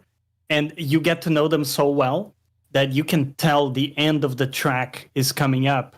And so you know already that the scene is coming to a close. So pretty much on every scene, you can predict exactly when the scene is wrapping up because they put the song so that it's Is ending. It the audio version of finding the room in front of a closed door that has a bunch of power-ups and you know the boss is on the other side? There you go. Dude. Or like the save crystal in the... Yeah, man. Yeah. How many times you come around that corner and you see a all door... the ammo. And all the ammo and shit is beside the door, and you're like, dude, I ain't falling for that shit. Man, I know exactly what's on the other side of this door. What else we got? This one from Solar Sphincters. Not gaming related, but how come the wizards in Harry Potter don't just have straps for their wands? So if they get disarmed, it won't go flying across the room. Just a random thought. True, dude, like a Wii controller. Yeah, strap. You know? Dude, Solar and I... contraptions. It'll be 3 a.m. and I won't be able to sleep, and Solar will be streaming already. So we'll just go in there and we talk about the craziest shit. And the Harry Potter... by the way, nobody's saying Harry Potter's bad. I don't think it's bad. I love it. But at times, some of the stuff that people... Like, how fast curses work or don't work and all this stuff. And you'd be like, dude, I mean, 100%. it's just... None of this makes sense. And the one of it came up was like, why does nobody just put a strap around? But let me tell you, somebody did. And I don't know if everybody knows this. Voldemort has a ring on his wand to stop it from coming off his hand. Yeah. Did not know that until I saw behind the scenes. And you can see this one moment where he's got a little ring on the edge to like clasp it from people pulling it. It's like, hey, there you go. And remember the big Shanker lightsaber in from what's his name? Dooku. Darth Shit. Darth Shit had the bent shanker, the bent penis lightsaber. Yeah. Okay. Yeah. It is suggestive. It's very come on. It was like Yeah. I don't know who designed his name and the lightsaber, but I'm like, dude, there's way too many sexual things going on here. Anyway, what else we got? This one from Always Be Cooking. Why is Switch 2 getting less games than expected, despite the huge hardware performance upgrade when compared to Switch 1? Good question. Low number of development. So from what I understand, some companies got the more development kits than normal, which meant some didn't get the development kits that they should have got, as far as I know. Because normally they would get it early, right? Like way early. Yeah, but normally the silicon would have been. I know with the DLSS getting everything set up, how they were going to do it. They even changed right at the end where they were like, "Oh, it does variable refresh rate on the dock and handheld," and then like 2 weeks prior to release, they switched that. So that shows that there was some confusion behind the scenes on what the hardware was going to be able to do in different configurations. So yeah, that's what I've heard. Overall, I would say, from what I understand, every single developer that we've ever talked to or in any of the developer discords where I've asked it, they all have plans for doing as many ports as possible. I'm also not quite sure what the expectations were then, because I don't know. There hasn't been fewer than I expected. It's roughly in line. I didn't expect there to be very much off launch. You're right. He may be talking... He may be talking about me in particular, because in Discord, I have been saying that like people had, development kits and the ones I knew did. I just wasn't aware that others didn't. Like, you get word that like 5 or 6, including some indie devs, are getting them. You're under the assumption that, oh, okay. Also, But I mean, go ahead. I'm sorry. I definitely think if we don't get one of the like huge titles that are still looming, like Metroid Prime, if we don't get any of those toward the end of the year, or like a firmer release date for those, that will be a surprise to me for sure. That would be a surprise. And especially when you look at somebody like Ubisoft doing Star Wars, I think you're seeing that companies are doing it. You know, it's just a little slower. But I mean, we didn't really get very much for the Switch. For the Switch One. When it released either. We got Breath of the Wild at launch, and then. But admittedly, that was a way bigger release than Mario Kart. Yeah, than Mario Kart World. Yeah, it was. But I mean, we also got Donkey Kong now. Yeah. Can I point out that that's actually my big question on the Switch 2? It's not the third-party stuff. It's the fact that there was no Mario or Zelda or True. And Donkey Kong didn't even come out day one, which admittedly they probably had a patch they needed or whatever. I mean, you know, that's life. But I think my bigger surprise is that a system that is capable now, less so the third party, is more so like, I would have loved to have seen a Metroid, a Zelda, a Mario, something to be like, this is our flagship. I'll say it again. I know you guys disagree, but I just don't. Yeah, whatever. I don't think Mario Party is the seller other people think it is. I think that especially if you waited this long for the release of the console, nothing is keeping you from waiting. That's true. Yeah. 2 months and then you release it with Mario Kart 8 and Donkey Kong. To me, that's a better release. I still think of console releases as having a reasonable expectation that there are going to be at least a couple of interesting games, flagship games or something. And the fact is, most companies have been failing at that. Even PS5, when it came out, it had, I think, Demon's Souls, the remake, I think was the only PS5 exclusive game. And then for months, there was nothing until Ratchet and Clank, which those were great games. Love them. But I'm just saying, me too. It's maybe we're past the time where they feel the need to have a big. I think it's also not. Maybe it's not just that, because I think they do want it. If it's just that the stars would have to align because of how the production schedule of games these days and how long it takes to make them, that make that so much more of a challenge than it used to be. To sort of align them up and align it so that they all converge in that way. I think that's probably a much greater challenge today than it used to be. I would have disagreed with you too if we hadn't seen PlayStation have the same issue, because I would have been like, well, the Switch 2 had 8 years. How could they not have had something ready a year prior and got ready to roll it out to the Switch 2? Obviously, that didn't happen. Sony didn't release with a ton. Microsoft didn't. So it does seem like digital is also a thing. So they're like, we'll just get you the system. You'll play some games. Also, backwards compatibility is a crutch. It's a good crutch, but it's a distinct crutch. And when you have a new system you buy that's going to have 100 games and backwards compatibility, like on an Xbox or whatever, a lot of people are like, that's, I want my new ones, but this is also cool. There's something else to keep me busy. Yeah. So, it all comes into it. Did you get a Switch too, Asa? Yeah, I do have one. I've only played Mario Kart World, really. What's your in terms verdict? Of like third-party things, my verdict. No, sorry. Go ahead. Continue. I'll ask you in a second. I was going to say, in terms of third-party and things, because I've got the consoles and the PC as well. So in terms of like your Star Wars Outlaws and anything else that might come along, it's the last place that I would play them, because I don't really use it as a portable device. So there's a fairly clear kind of hierarchy of power, and I'm not going to use the Switch 2 for a third-party game that's cross-platform myself. So it's not massively relevant to me that it's not got a big shared catalog of third-party releases that I can play elsewhere anyway. I'm all right. But what were you going to ask? I was going to ask, give me your no BS verdict on what you feel. How much like regret, deep soul scarring regret do you feel from buying the Switch 2? I'm just joking. No, what do you think of the Switch 2? Like, so I didn't really use the Switch 1 very much at all either. I like to have things so that if that thing that's enticing is around, like I talk about, like the fear of missing out doesn't impact me too badly. I can avoid what's popular on like social media or whatever. But if there's something that I want, then I want that something. Yeah. So I got it there. Mario Kart World was fun for a little while. For me, that game loses its luster as soon as people know the courses. Like, it's brilliant on that opening day when everyone doesn't know what they're doing and you just have a fun race.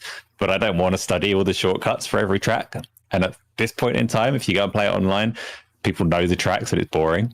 So, its moment has passed for me. And I'm waiting for the next game that has a moment. Yeah, a lot of choices. It's I think the price is actually pretty good now, especially when you're looking at the prices of everything raising. Like the price of that is, and I think it's pretty powerful. I will point out there's a small bit of difficulty porting to ARM because they do use a different, different overall CPU GPU setup than the other consoles do. It's getting much better now. Tiny bit of a difficulty, nowhere near like switching from Xbox 360 to Xbox One and switching to basically a home PC CPU. I agree with you. I play mine mostly. I usually use it docked, but that's because I'm reviewing, and of course, capturing the footage requires docked. But I do have to say, like, I'm pretty happy, like, with what seems to have been offered with that system. It's just that, right now the handhelds are capped at their power so much. Like you said, it's such a big difference. Like, I'm not saying Switch 1 looked like whatever the equivalent console was at the time, but these consoles have got ray tracing and all this shit. And you see Cyberpunk on Switch 2, and bravo to them, because that I did not think was going to look or do nearly as well on the Switch 2 as it did. I actually think that is a very good indicator of the future and what we're getting. We're starting to see these companies announce games in the future for it. Maybe some were holding out. I mean, maybe some just wanted to see. And guys, it sold the best ever of anything ever. And it didn't have one of these 3 games we're talking about.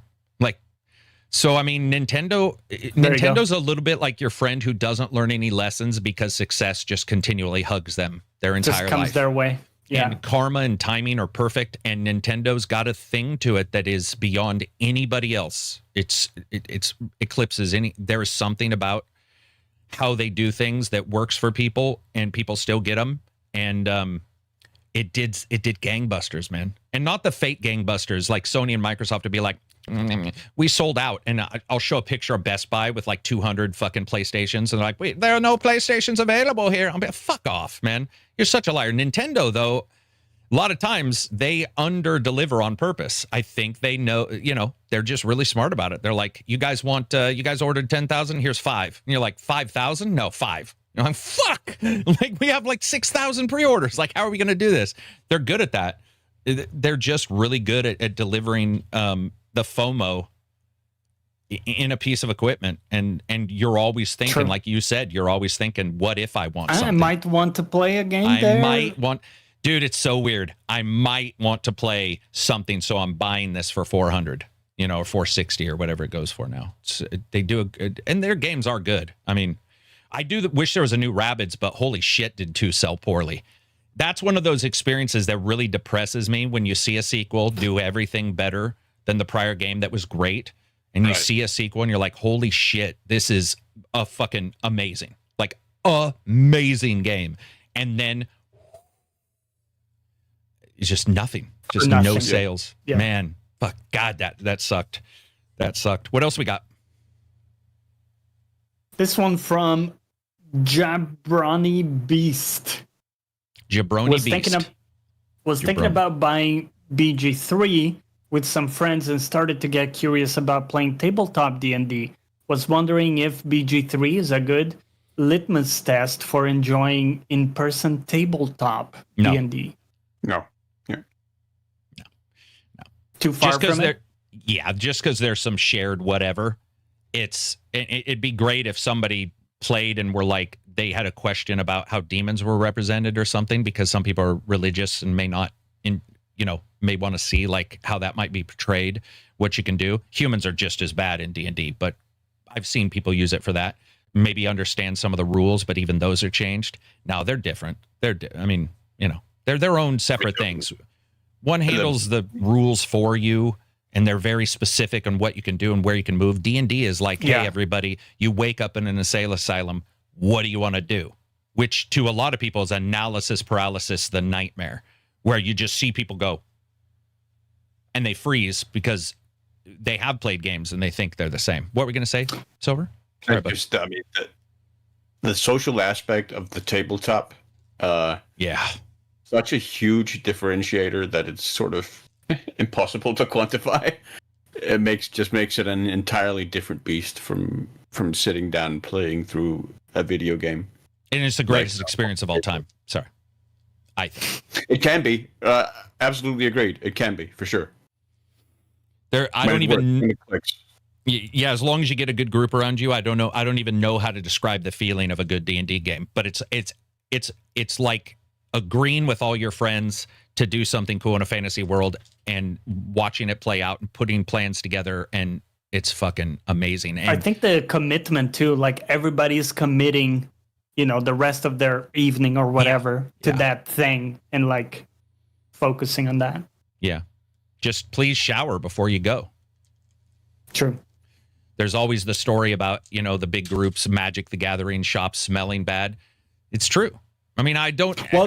They did it in the video game, right? They did it in the video game. Where you had to put like sprays or whatever. Yeah, when we've gone with friends and we've had bed and breakfasts I rent, and I'm like, could we just all make sure the next morning we take a shower? Because you got a bunch of sweaty people laughing and yelling for like maybe they're really stressed out and it's a stressful game. But it's like before we all sit down next to one another for a long period of time. True. Just make sure daily shower wash policy. them nuts. Roll a natural 20 on them balls before you get down here. That's all I'm saying, man. Fight that sponge monster. What else we got? This one from Spartan Barton. What do companies focus on presenting when making a trailer for the game for an event like Gamescom? I don't know if you guys want to chime in, but I will say it's crazy how many times the people making the trailer don't work at the company. It's pretty stunning. Yes. It's like that. It's sort of an eye opener how many times, especially if it's CG, mostly how they get the idea of what they need to make, and that's it. And they just go from there. And they will sometimes hire out, to a freelancer. Yep. Hey, we need a 30-second clip based on this concept art. Yep. Looking more or less like what we have here. Boom. Yeah.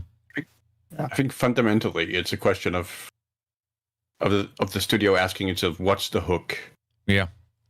That we can deliver, and that hook is gonna vary depending on the game. So if it's a very narrative focused game, you can get away with doing a trailer that's basically just a cutscene to present the themes and the story and whatnot that you're gonna try and deliver with the game, right? You can get away with that more if it's a narratively focused game than you can if it's not.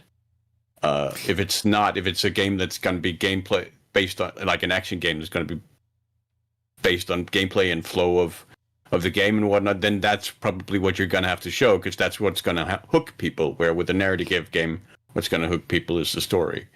I was just laughing, Silver, sorry, because I was thinking about WoW and how they did the opposite. Right, in a gameplay-centric game.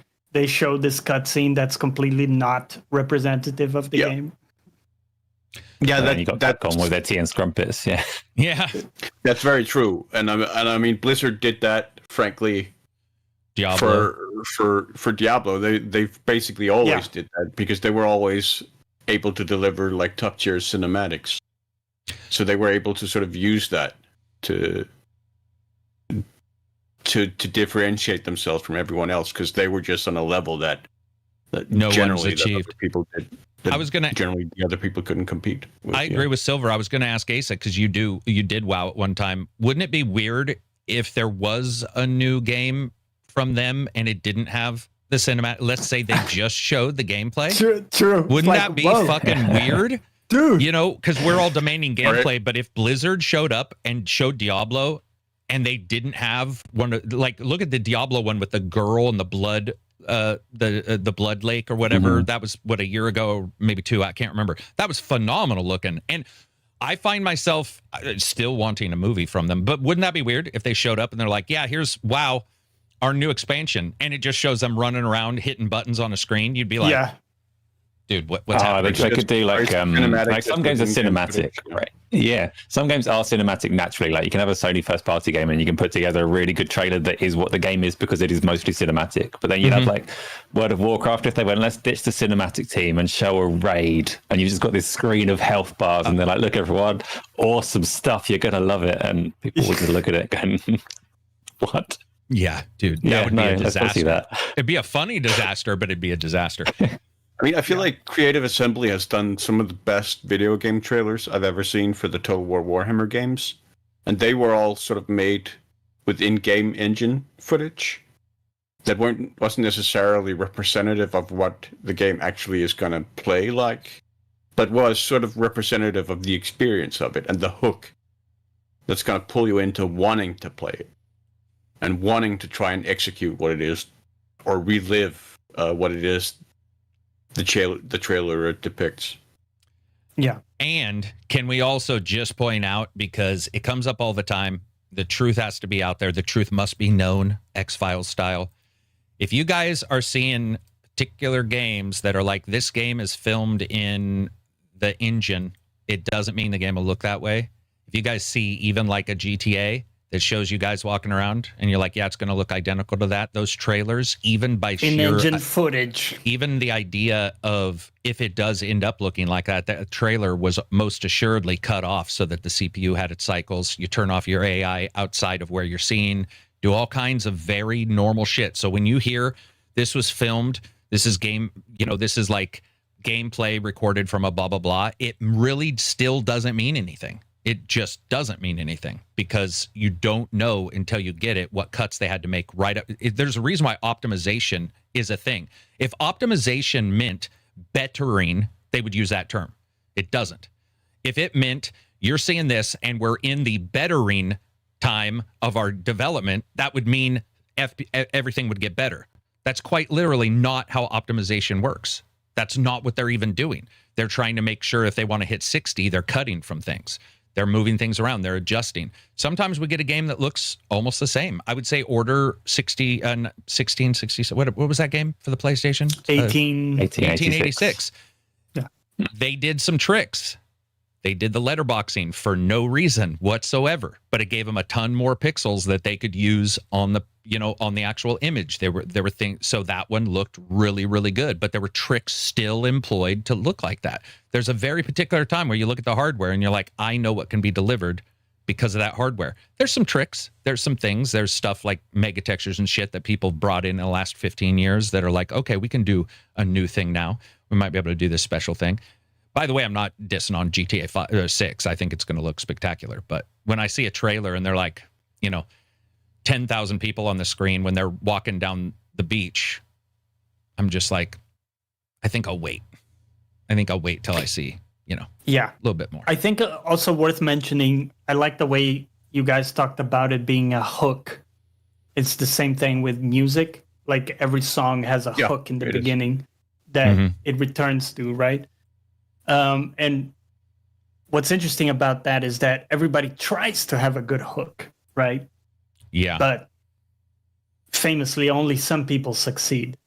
And there isn't like a strict formula for it. I mean, there's some frameworks and stuff, but like everybody's just having a crack and they're putting forth what they think is going to be a cool moment or hook or representation of what they're doing.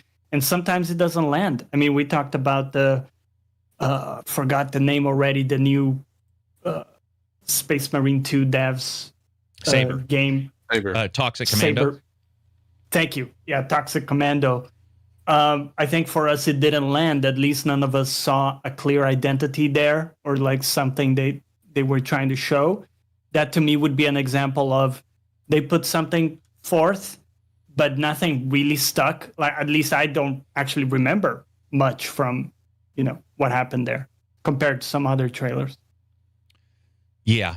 I mean, dude, I think the hook is smart, but I also believe that everybody's forgetting that for the most part, almost never in any of the trailers I've seen in the last maybe 15 years has the hook been the same as what it's obvious the PR development company wants you to think it is. So they'll, for example, Division's a good example. They'll be like, hey man, we're going to have these people pretending to be in a fight that no one ever sounds like, go to the right. There are bad guys over here. And they want you to buy into that. What did everybody buy into? You can shut the car doors. If I were them, I would have made a fucking trailer that was the character leaping over cars, sliding with his ass, looking cool, closing car doors. Because obviously gamers see something completely different because that's how the world works. Lead with the car doors, because car door was actually interaction. And the rest of the stuff and the talking we all know is bullshit. Like nobody talks like that ever. It doesn't matter if it's pro gamers. It just doesn't matter. It's like thinking Critical Role is real D&D. It's not. It's theater where they roll the dice to decide what the theater troupe will do the next time. It's a complete misrepresentation. Not a bad one. Doesn't make it bad. Just makes it not representative of what actually is occurring. Baldur's Gate isn't D&D. You're telling me Santa Claus isn't real right now. You're telling me Critical Role is But not I am telling you that real. people will dress up like an old dude and deliver stuff to your house and eat your cookies and possibly other questionable shit. Yes, that part's real. It's just like, I don't know why people, I wish PR companies would identify. CGI is awesome for some of these guys, but overall, I think showing the gameplay lets the gamer identify what's cool to them. For example, Asa saw the breakdown of Call of Duty and it was like, this isn't really, whatever you're doing isn't gelling with me. And weirdly enough, that cost them a shit ton. Look at the cameras they were using. That was, I'm sure those are, $150,000 reds, all that kind of shit. They're spending all this time getting a guy looking well coiffed, making sure everything's perfect, making sure the cuts. And then what happens? A little bit later, they show just some gameplay and they start talking about some stuff that's hookish. And now you're like, oh, actually, I'm sort of interested in that. But games for a long time have wanted to be movies. And I think that the CGI trailer is sort of vestigial. It still hangs on and it still holds us down sometimes. Sometimes it's great. What do you call it? Wolf Among Us. That's like a movie comic that you're playing. That works. But when you get like a Call of Duty, seriously, is this really what I want to see as a fucking CGI or like, this kind of stuff? The same thing goes for actors. I don't know about you guys. I think that Keanu Reeves was a great choice later. But he wasn't in the game. And I liked him in there. But what I'm saying is like Cyberpunk would have failed or succeeded regardless of him. I really do believe that and I love him in it, by the way. I am not stating that people didn't get it just for that, but a lot of times you see these actors. Idris was in the DLC, and I got to admit, I like Idris a lot. But I was like playing, going, it could have been anybody. What was the desire for Idris Elba? Was it to raise these particular acting moments? But you're looking at it going, he's not particularly acting in these times. It's more just like, we got this guy to come in. Yeah. Almost like the George Martin stamp on Elden Ring, giving it the in a way. Cachet. Where that doesn't pan out is, I think, Death Stranding, because I think Norman Reedus in Death Stranding worked really well because it was Norman Reedus. I think that he looked like that character. And obviously he is that character. But what I mean is he looked like I love Norman.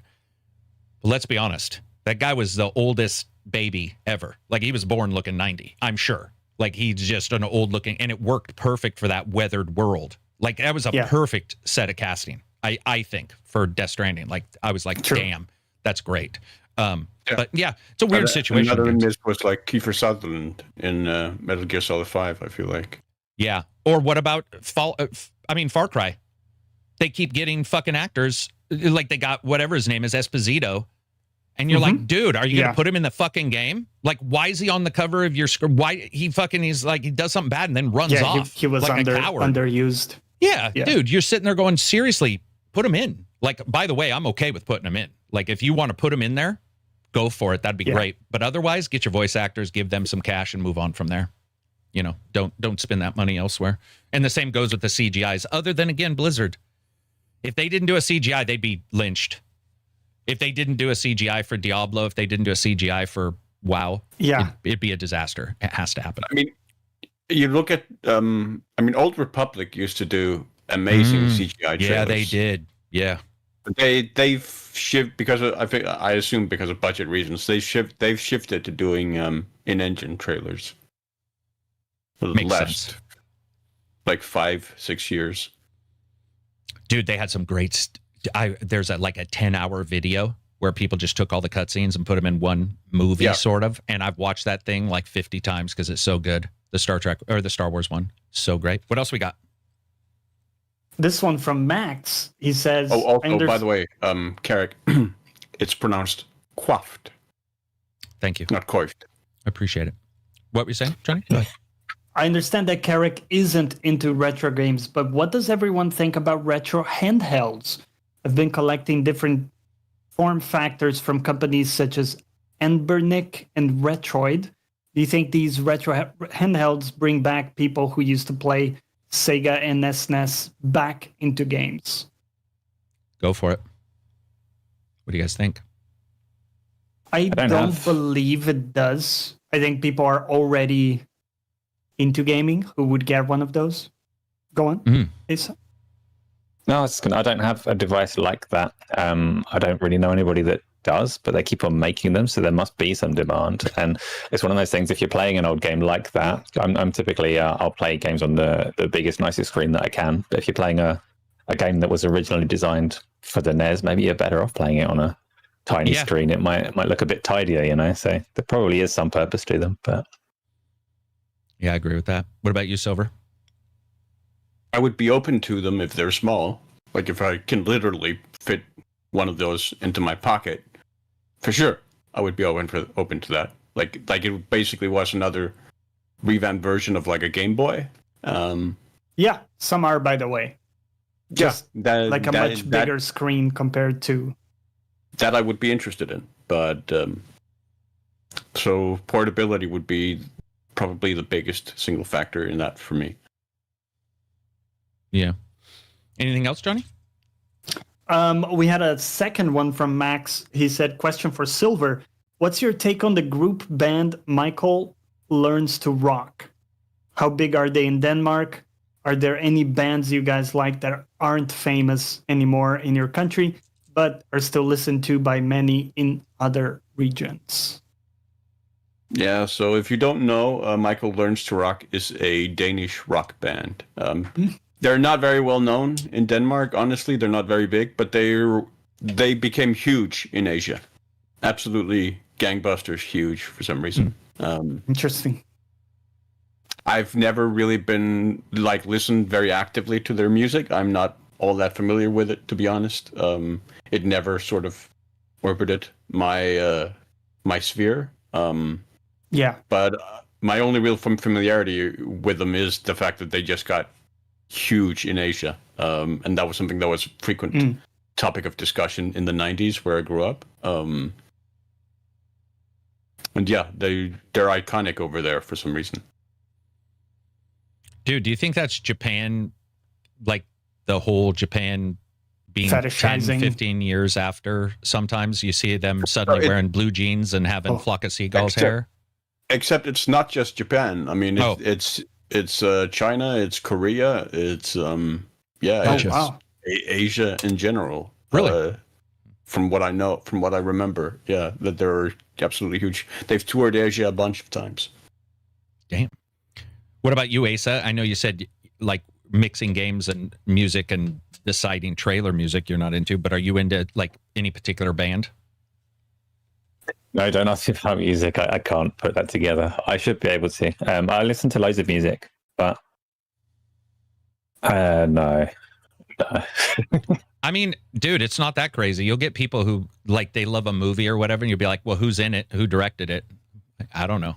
You know, some people. Yeah, that's me. I can't place people, music, anything like that. I listen to a lot. Bands. So I've got my YouTube music. I've got Spotify. I've got both, and I'll have them on there. But I like to think that Asa is lying, and that when this goes off, he's going to open up YouTube Music to a stream of like mumble rap, you know, or mumble Clown rap, no, Posse. not so much. I think you're lying. I think I can make up anything because you don't know. So I feel like my fiction is going to work. What about you, Johnny? Any older like bands? We had a band in Brazil that was called Los Hermanos, and they ended up becoming super famous in I think mostly Europe and they did a cover of one of their songs with, I think it was, okay, either George Michael or Boy George. someone big. Could it maybe even was George Harrison? Right. It was someone big. Anyway, I'm kind of blanking on, but yeah. So that became super viral for some reason. Yeah, I mean, You also have David Hasselhoff, who became huge in Germany David Hass. Yes. Oh yeah, dude. for his music. Video of his daughter filming me eating a hamburger drunk can do a lot for your PR stance, man. I have no clue what happened there, but he became popular. I mean, like, shows up in comedies. He's huge there, right? And was there a specific thing? Was it like Eurovision or something? Like, was he a judge? It wasn't somewhere? Eurovision. Wasn't Eurovision. Okay. It was just his music, from what I gather. I've never heard his music, frankly, so I couldn't tell No. you. Do you know how many people don't know, like, most, if not all, of the teen, especially the teen girls that were in Nickelodeon shows and stuff like that, all have 1 or 2 or 3 albums that they do? The girl from the Marvel Arrow guy, what is that? Hawkeye. I mean, Haley Stansfeld, she has like 3 albums. Emma Rossum from Shameless did 3 albums. Like a lot Really? of the, yeah. Damn. Yeah. Hers are pretty good. They're pretty, like, they're not even some of the faster ones. Well, she also is a trained singer. So, like, she's not like, oh, I was on Yeah, Nickelodeon, she did I'm going to film something. Phantom of the Opera. Yeah, she did Phantom of the Opera. And she'll sing during some of the, like, when she shows up on a Tonight Show. But I do like that kind of stuff. When you find out somebody has, like an actor, they did their music on the side, and you find out later Billy Bob Thornton tours. He does his own stuff. Yeah. So, yeah, it's always cool to see those people who are multi-talented. But it is funny because I remember the interviews with some of the Michael Learns to Rock guys, and they would talk about how they could like go down at home. They could go into the supermarket, and no one would recognize them. Yeah. But Right. like in Asia, they were like the Beatles. Yeah, Like wouldn't doubt it. screaming fame and whatnot, like Hysteria, and how that disconnect was really, really bizarre. Yeah. So, Asa, to split away from questions for a second, how did you ever decide to put your face in front of a camera and do YouTube? Oh, that's actually I'm the least likely person to ever do it through the history of my life. I've always avoided cameras entirely. Because you felt like So I your guess spirit would that's- be stolen, or was it just? No, I just didn't like to see myself back. And Yeah. you captured, you can look at it and go, "Oh no, I don't like that." But I don't know. It was a sacrifice for a better podcast format, and it was as simple as that. Like, I look at what's interesting to me to consume, and I think it adds a lot more to be able to see the person that you're listening to. So I made that sacrifice and did it. Otherwise, you'd never have seen me. Does it? Nobody would have. No record anywhere. Does it get easier? Yes. It does get. I'm still like, I've had my hand like half in front of my face for the entirety of this podcast. I'm still like really awkward on camera, but it's easier than it was. Yeah. It's better than starting every single fucking video with karate chop hands, man. So the thing that I see is when I watch you and we talk, I don't see you like replicate what I see in the world. But when I go and watch almost any YouTube video, it's like, guys, it used to, remember the joke, it's your boy.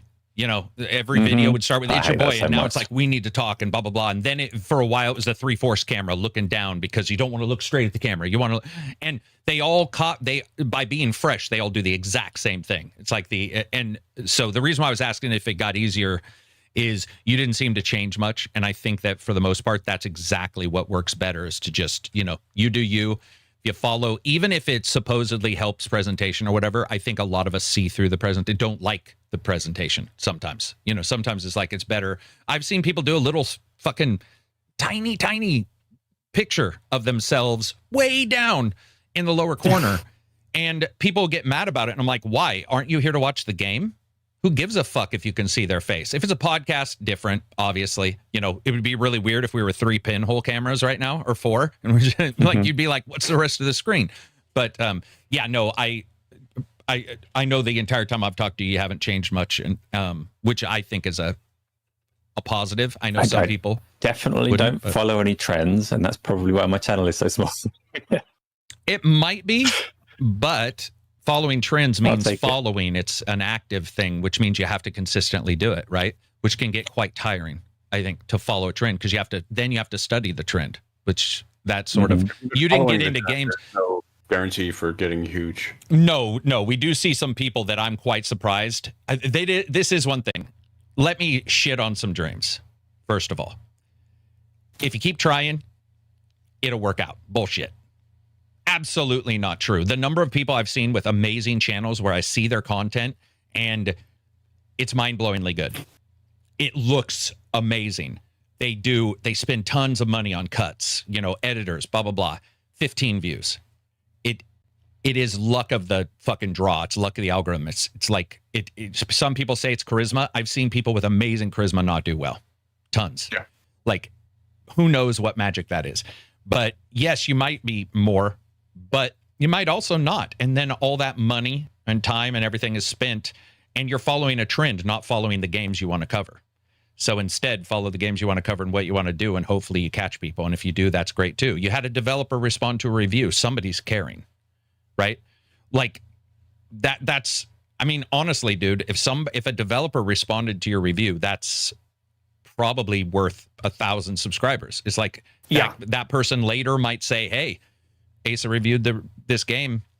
They talk all the time, by the way. So every indie developer, that they're talking, trying to figure out who, covers things accurately or honestly, who's open to sponsored or not sponsored, all that kind of stuff. Somebody like yourself. It also just may take longer, and it may also be a weird thing where you're just not in the jive right now and then suddenly it explodes. But when you decided to cover videos or to cover games, did you make a plan? Did you go out? Did you buy a bunch of stuff? Or were you like, dude, I'm Asa. People fucking watch me, motherfuckers. Or like, how was it?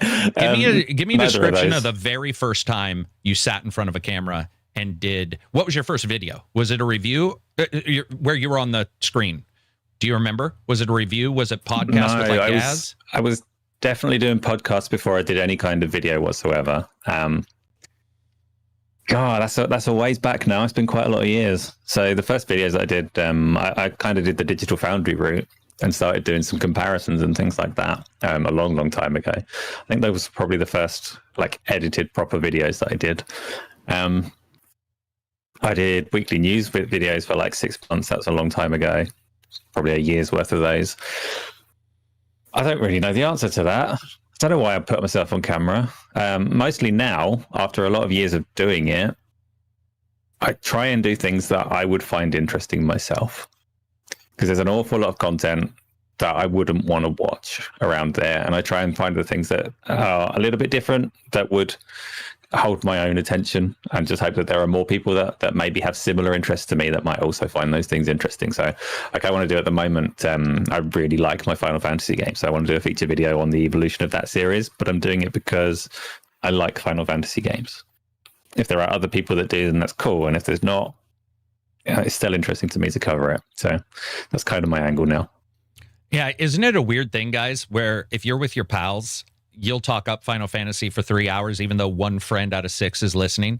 But when it comes to a video, you immediately get, well, will people like it? And it's like, dude, I'm not quite sure if, what changes and what adjustments poorly, by the way, to the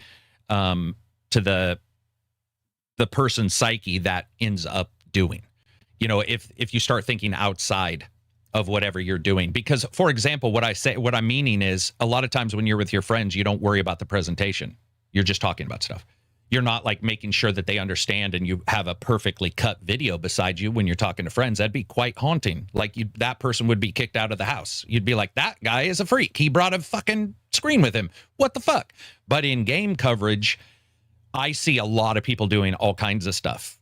And sometimes it captures, sometimes it doesn't. But the person who's pretty much just sort of doing it because they like it, what I've noticed is they're real. There's somebody who like will be a subscriber to your channel, and they will always be, not because of like a presentation or anything, but because you're covering something that you like, and then they're like, oh, I like this. They're also less likely to unsubscribe right away. They're less likely to not become a patron. They're less. I think that stuff, following the trends, you get trend followers or trend subscribers, and there is a difference there. That's not to talk down to anybody who's getting them. I'm just saying there's definitely a thing. The other thing, dude, I don't know about you. I'll get these emails that'll be like, "Hey, man, do you want to work with us or whatever?" I'll be like, "No, I don't want to work." For the most part, no. You, couple other people I'll work with, but like higher up, like companies, PR companies, I'm like, no, I'll ignore them because I assume they're all scams. They're not. But my assumption is easier to assume that they're all scams. But lately I haven't been reviewing a bunch. There weren't a lot of reviews. So I was like, oh, I'm going to sit back and I'm going to do some stuff behind this channel. And I started getting emails from companies saying, what you're doing is smart. You haven't been posting a bunch. And I'm like, whoa, I'm in an algorithm somewhere where this PR company's tracking. And now they're saying that's a smart move too, which, by the way, I know is bullshit. If I did a bunch, they'd say, this is the way to do it. Do a video a day.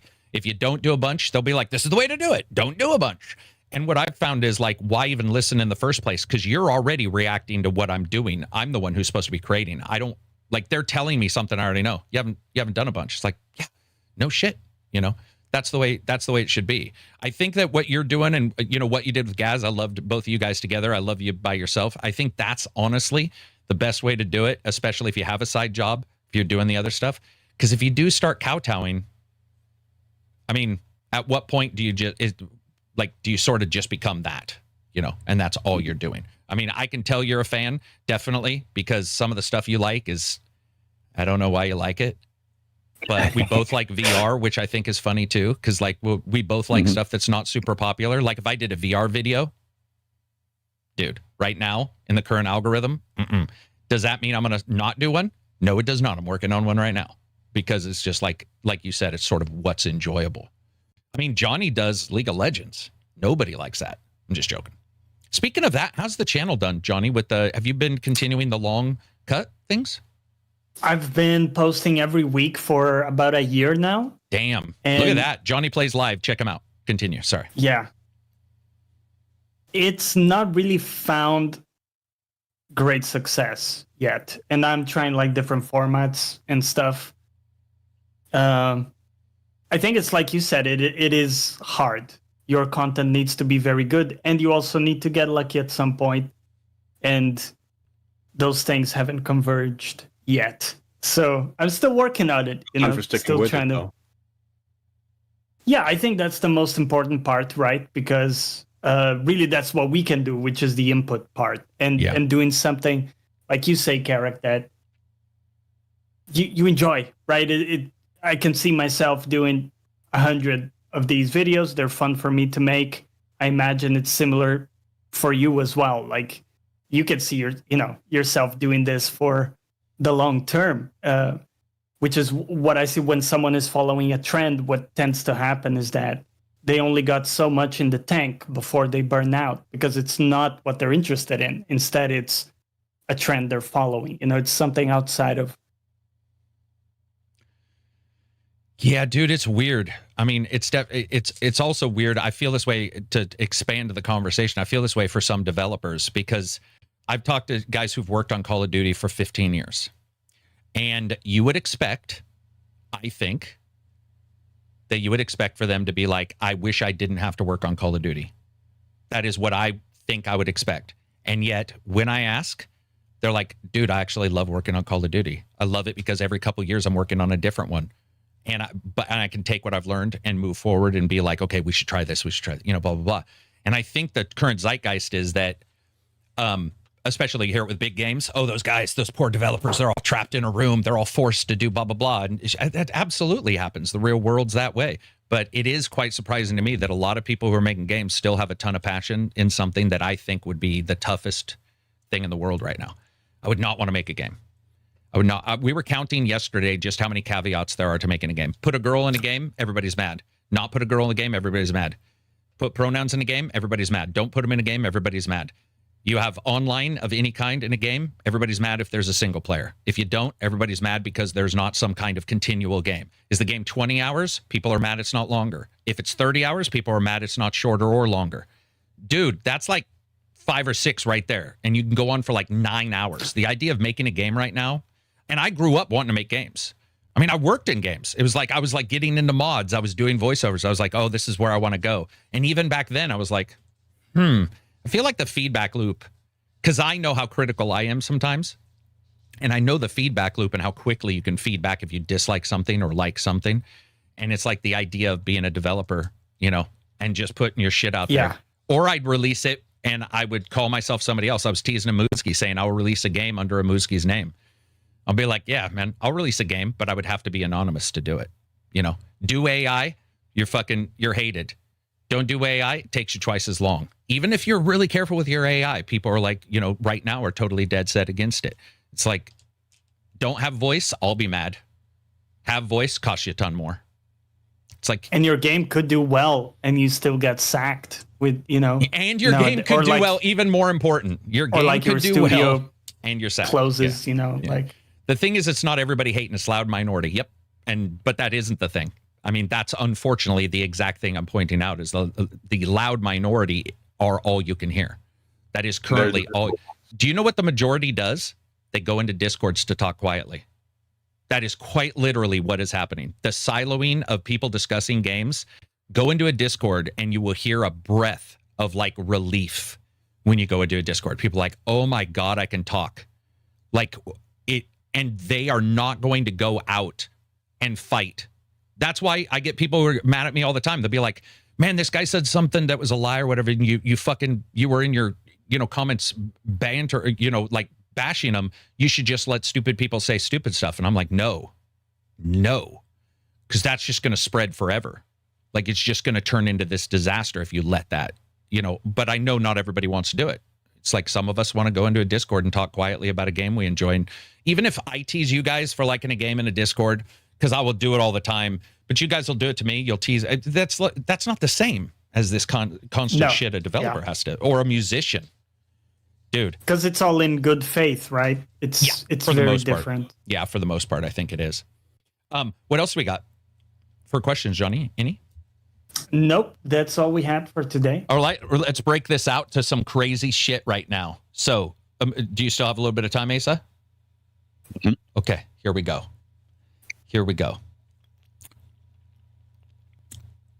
Let's talk about something complete. Oh my God, did you guys see that one of the best actors in the world, who also I think is sort of a fucking piece of shit, but he's back, is Daniel Day-Lewis, is doing a horror movie. He unretired from acting. Yeah, which is pretty crazy. I saw. How old is he? Not to be rude, like 250. But I don't know. He's pretty old. Easily. But it's about a sea anemone.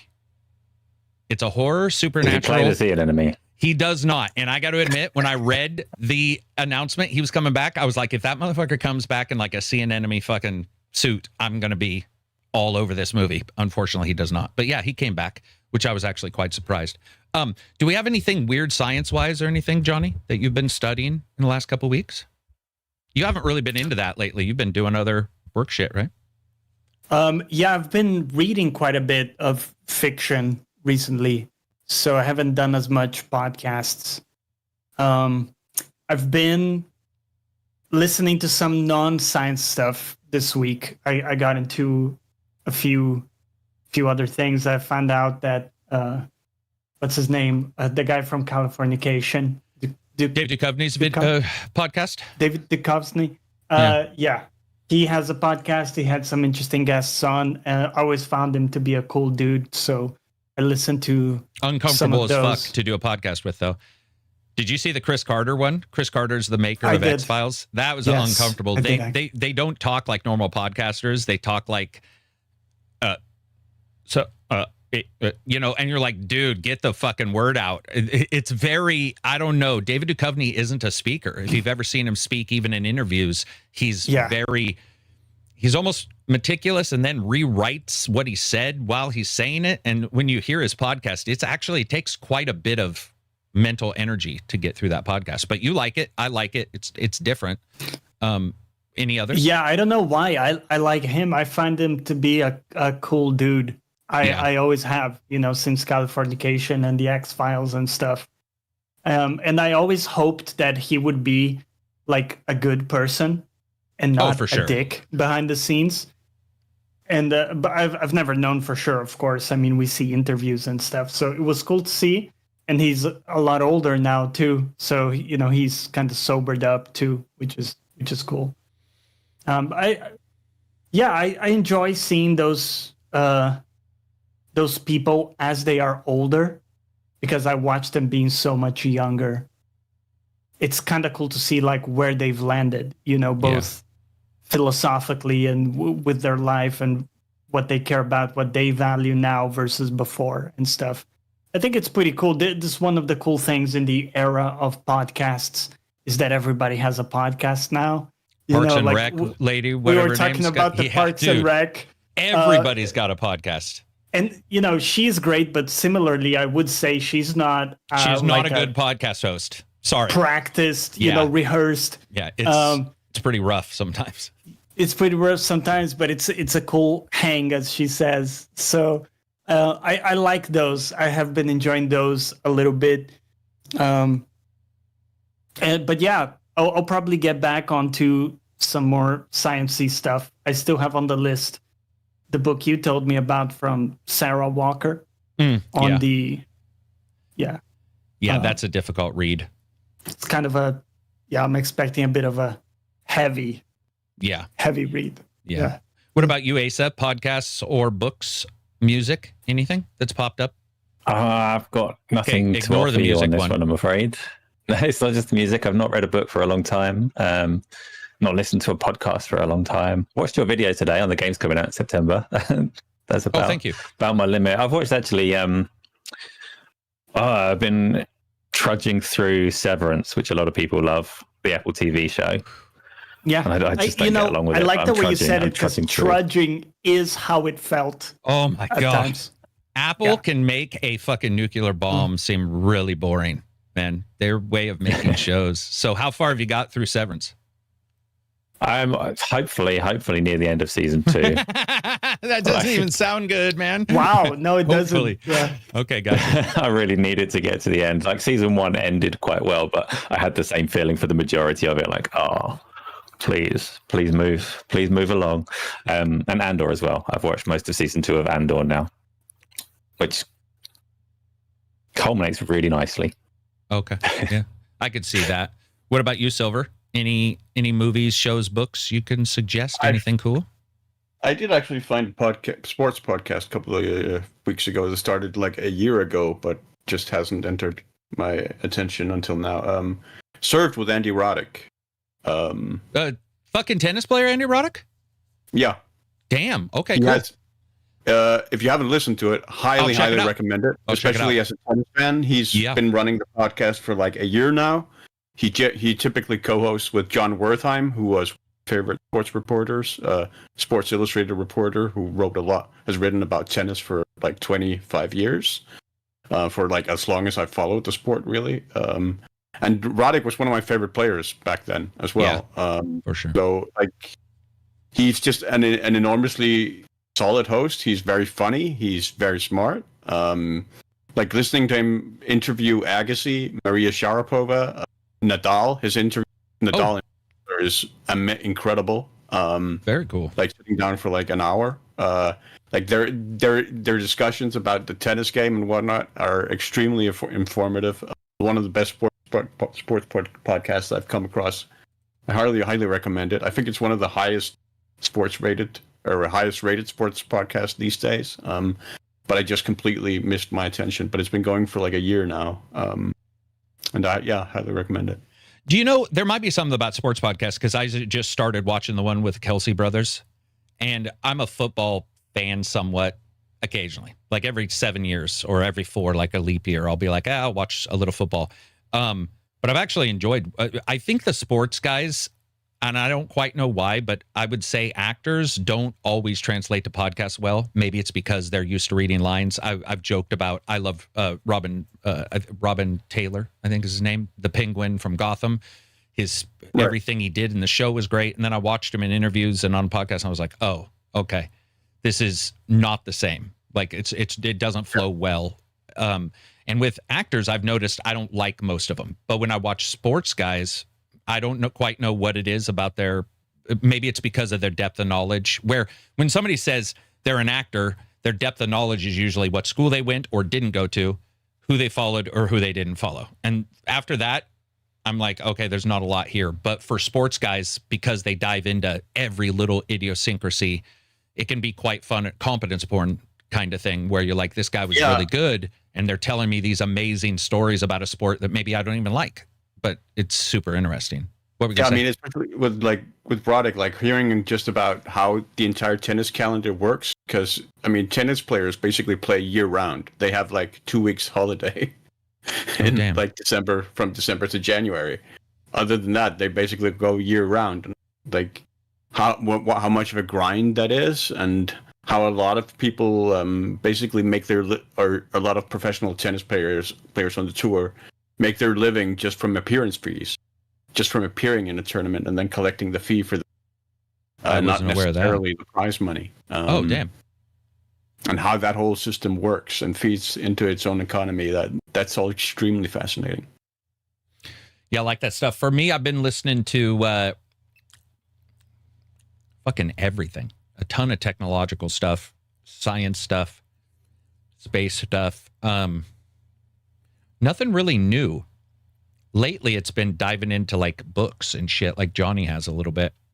Sitting down and reading feels alien for at least half a week, I think, if I haven't done it in a while, where my brain is like, I don't understand how these words work. You know, what are words? Yeah. When, especially if your brain hasn't seen those for a while, other than comments, which are like, you're dumb. You know, or whatever you see, like that's in Twitter, this game rocks, you're stupid for liking it, and you see that kind of stuff, and then you go to, you know, especially somebody who flows well as an author, and you're like, okay, I gotta rejigger my brain here for a little bit and jump down and start reading some of those. I'm trying to think of what I've even been reading, man. Some older fantasy stuff, old sci-fi. Finished up. Nope, didn't finish that yet. Sorry.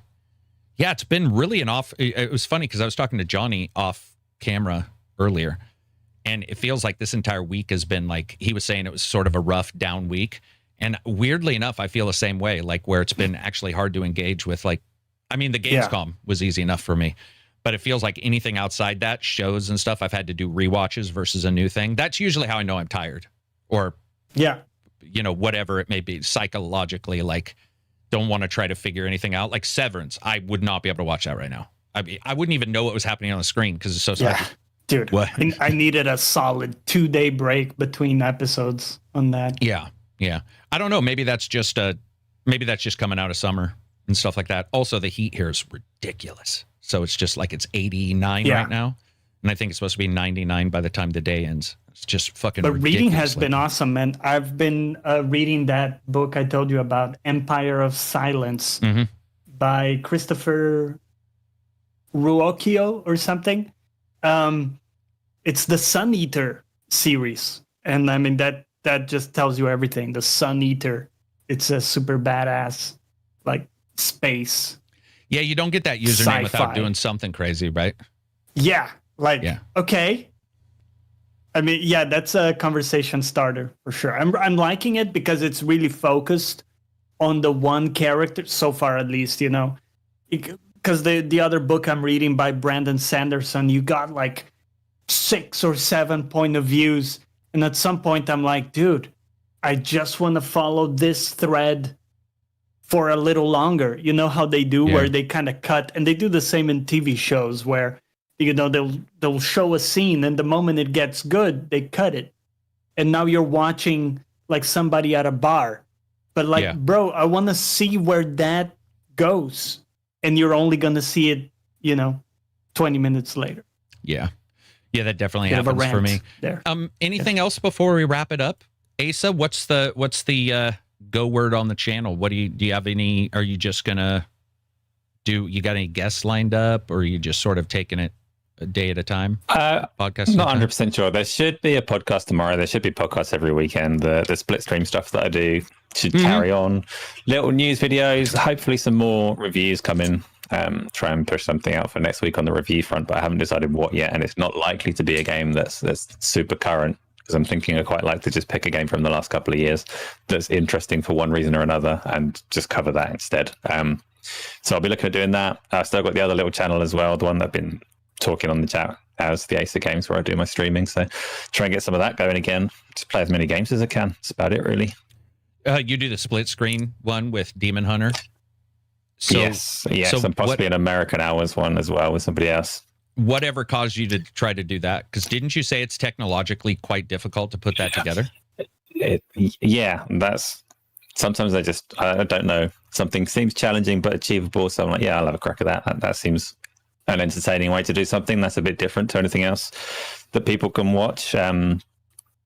Because it's basically nice to play like a cop game and get both perspectives. Yeah, that's exactly what I was going to say. So you're doing something different. You're basically, both of you guys are recording your footage completely separately, and then you're trying to figure out a way to get them onto the same screen and in some way aligned throughout the 2 hours or the pretty hour. much. Yeah, like it's not pre-recorded. It is live, which is what makes it difficult. So essentially, it's both sets of gameplay at the same time with a split or switch in between them, kind of a little bit of production value, hopefully to keep it nice and watchable. But yeah, that seems like that'd actually be tough as shit to try to get it all synced up. And if you had any issues there, you should do this is FXTXW800, which sounds like an amazing washer from Maytag. He said you should do a Shinobi review when it drops, Asa, just because I'd like to hear your thoughts, and it might be a great video for you.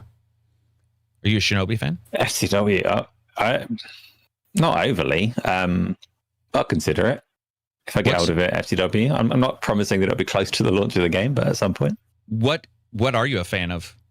Like, what do you? Oh, so many things. Do you know? You keep on asking me about games, and I said I like them. You say, one thing. One thing. What's one thing you fangirl about? Doesn't even have to be games. What's a thing that, like, is it a movie series? Is it a comic book character? Is it a like what's one thing that lights your fire, no matter what? Anime character. No, I'm going to just go with the Lord of the Rings movies then. If I'm avoiding games, really, a thing that I really love, I can watch that Lord of the Rings trilogy over and over again. But really, like my passion is games. So if you'd asked me specifically for games, then I would have been stuck trying to give you just one, because there are so many that are like, and quite often when we're talking, you'll ask me about a stealth game. Like we talked about Metal Gear Solid today, and I'm like, nah. And Silk Song today, and I'm like, nah. All of these other things today, and I'm like, nah. But actually, I like a hell of a lot of things. No, it's fine, because your favorite stealth game then? Yeah, that's no, he doesn't like stealth very much. Is what he's saying. Yeah. Okay, no, let's do it. No. That makes even more sense. You don't like stealth. What's your favorite fucking stealth game? That's a good question. The first Metal Gear Solid, because I haven't played one since. God damn, man. You with these circular answers. What a shit. See, so the thing is, if you like a bunch of games, do you find the same difficulty we've talked about? I don't like to do top 10 lists, because to me it's ridiculous, because tomorrow my top 10 list could be another 10. In fact, I think sometimes you're sort of outing yourself if you're doing these top, like, even, I'm not talking about even YouTubers or anything, even you and I or whatever, because at some point it feels like you're sort of locking yourself into something, and that it doesn't allow for any kind of adjustment, or, we've all had the day where a show, like Johnny was saying, a show is for him or isn't for him at that particular time. And for me, I've always felt like that whenever anybody says, what's your top 5? In fact, I get shit all the time for saying that's one of the best TV shows I've ever seen. And a couple days ago, one of my friends in the chat was like, okay, listen, you can't say that anymore, because you've quite literally said it about 40 TV shows. And I'm like, yeah, I do like shows. So do you ever have you ever tried to do a top, like, let's say top 10 video games? Could you even do that? It's one of those things. No, when you do like podcasts and things, which I used to do more of, other people's podcasts, it's such a common question. Like, what's your favorite, or your top 5, your top 3, whatever it may be? And I'm like you, it would be a different answer every single time. I kind of settled on like trying to cheat the question and go with like Mass Effect Legendary Collection, because then at least I've got 3 games in there, Yeah. Try and sneak something in and get around it and pick more than one. But no, I switch and change. I asked you were asked somebody a couple of weeks ago when you were on the podcast with me, someone in chat asked you for your favorite 5, and you ended up picking like a back catalogue of Sega Saturn games, which was quite funny, because we just happened to have been talking about the Sega Saturn a bit earlier in the podcast. So that was what was fresh on your mind, and I'm the same guy. Put something in my head and I'll be enthusiastic about it, and I'll just talk about it in that moment. That's what I love right now. So right now, That's what I love. And next week I'll have some chaos. Go ahead. What were you going to say, Johnny? Or did No, you say nothing. something? I just think that, in all honesty, yeah, whenever you start breaking them down, it becomes quite difficult. And then it's like, well, what the worst for me is like game of the year or whatever. It's like game of the year. What does that mean? It sticks in my head more, or that I enjoyed the actual gameplay? What if the story, like I've seen people say this game is game of the year and it's in March. And I'm like, dude, it's March. Sure. Like, in fact, I would go so far as to say usually January and February have some really good games. So it's like, it's February, and somebody's already saying game of the year. And I'm like, dude, that's recency bias. Like that shit's going to go away. But it is very difficult at the end of the year or whatever. If you don't slice them into genres pretty discreetly, suddenly you get that thing where you're like, dude, what does game of the year even mean? Does it really mean anything? I don't think it does. But when it comes to game of the year, or when it comes to top 20s or top 10s, it's very difficult the more games you play too. If you don't like games, it's probably pretty easy. I mean, in all honesty. True, if you play 2 games, you're like, well, listen, one was a shitter, and this one, I guess. Yeah. I mean, it would be much easier if you didn't like games. You were talking, I think Johnny was saying that you get burnout. Dude, you can sniff that out. If I get it, your guys are going to be able to sniff it out. I think you can sniff out when somebody's like burned out on games or whatever. And like they all go hand in hand. I think sometimes we get too clinical. It's like at a certain point, it's like, okay, that game is bad. Well, how bad is it? And you're like, I mean, I don't know. I already said why I didn't like it. It's like, how clinical are we going to start talking about button response latency times? Like it's almost like people treat game discussion now a little bit like Digital Foundry, which I love. I love John. He's fucking awesome. One of the greatest people on the podcast. He's come on multiple times. Dude's charitable shit.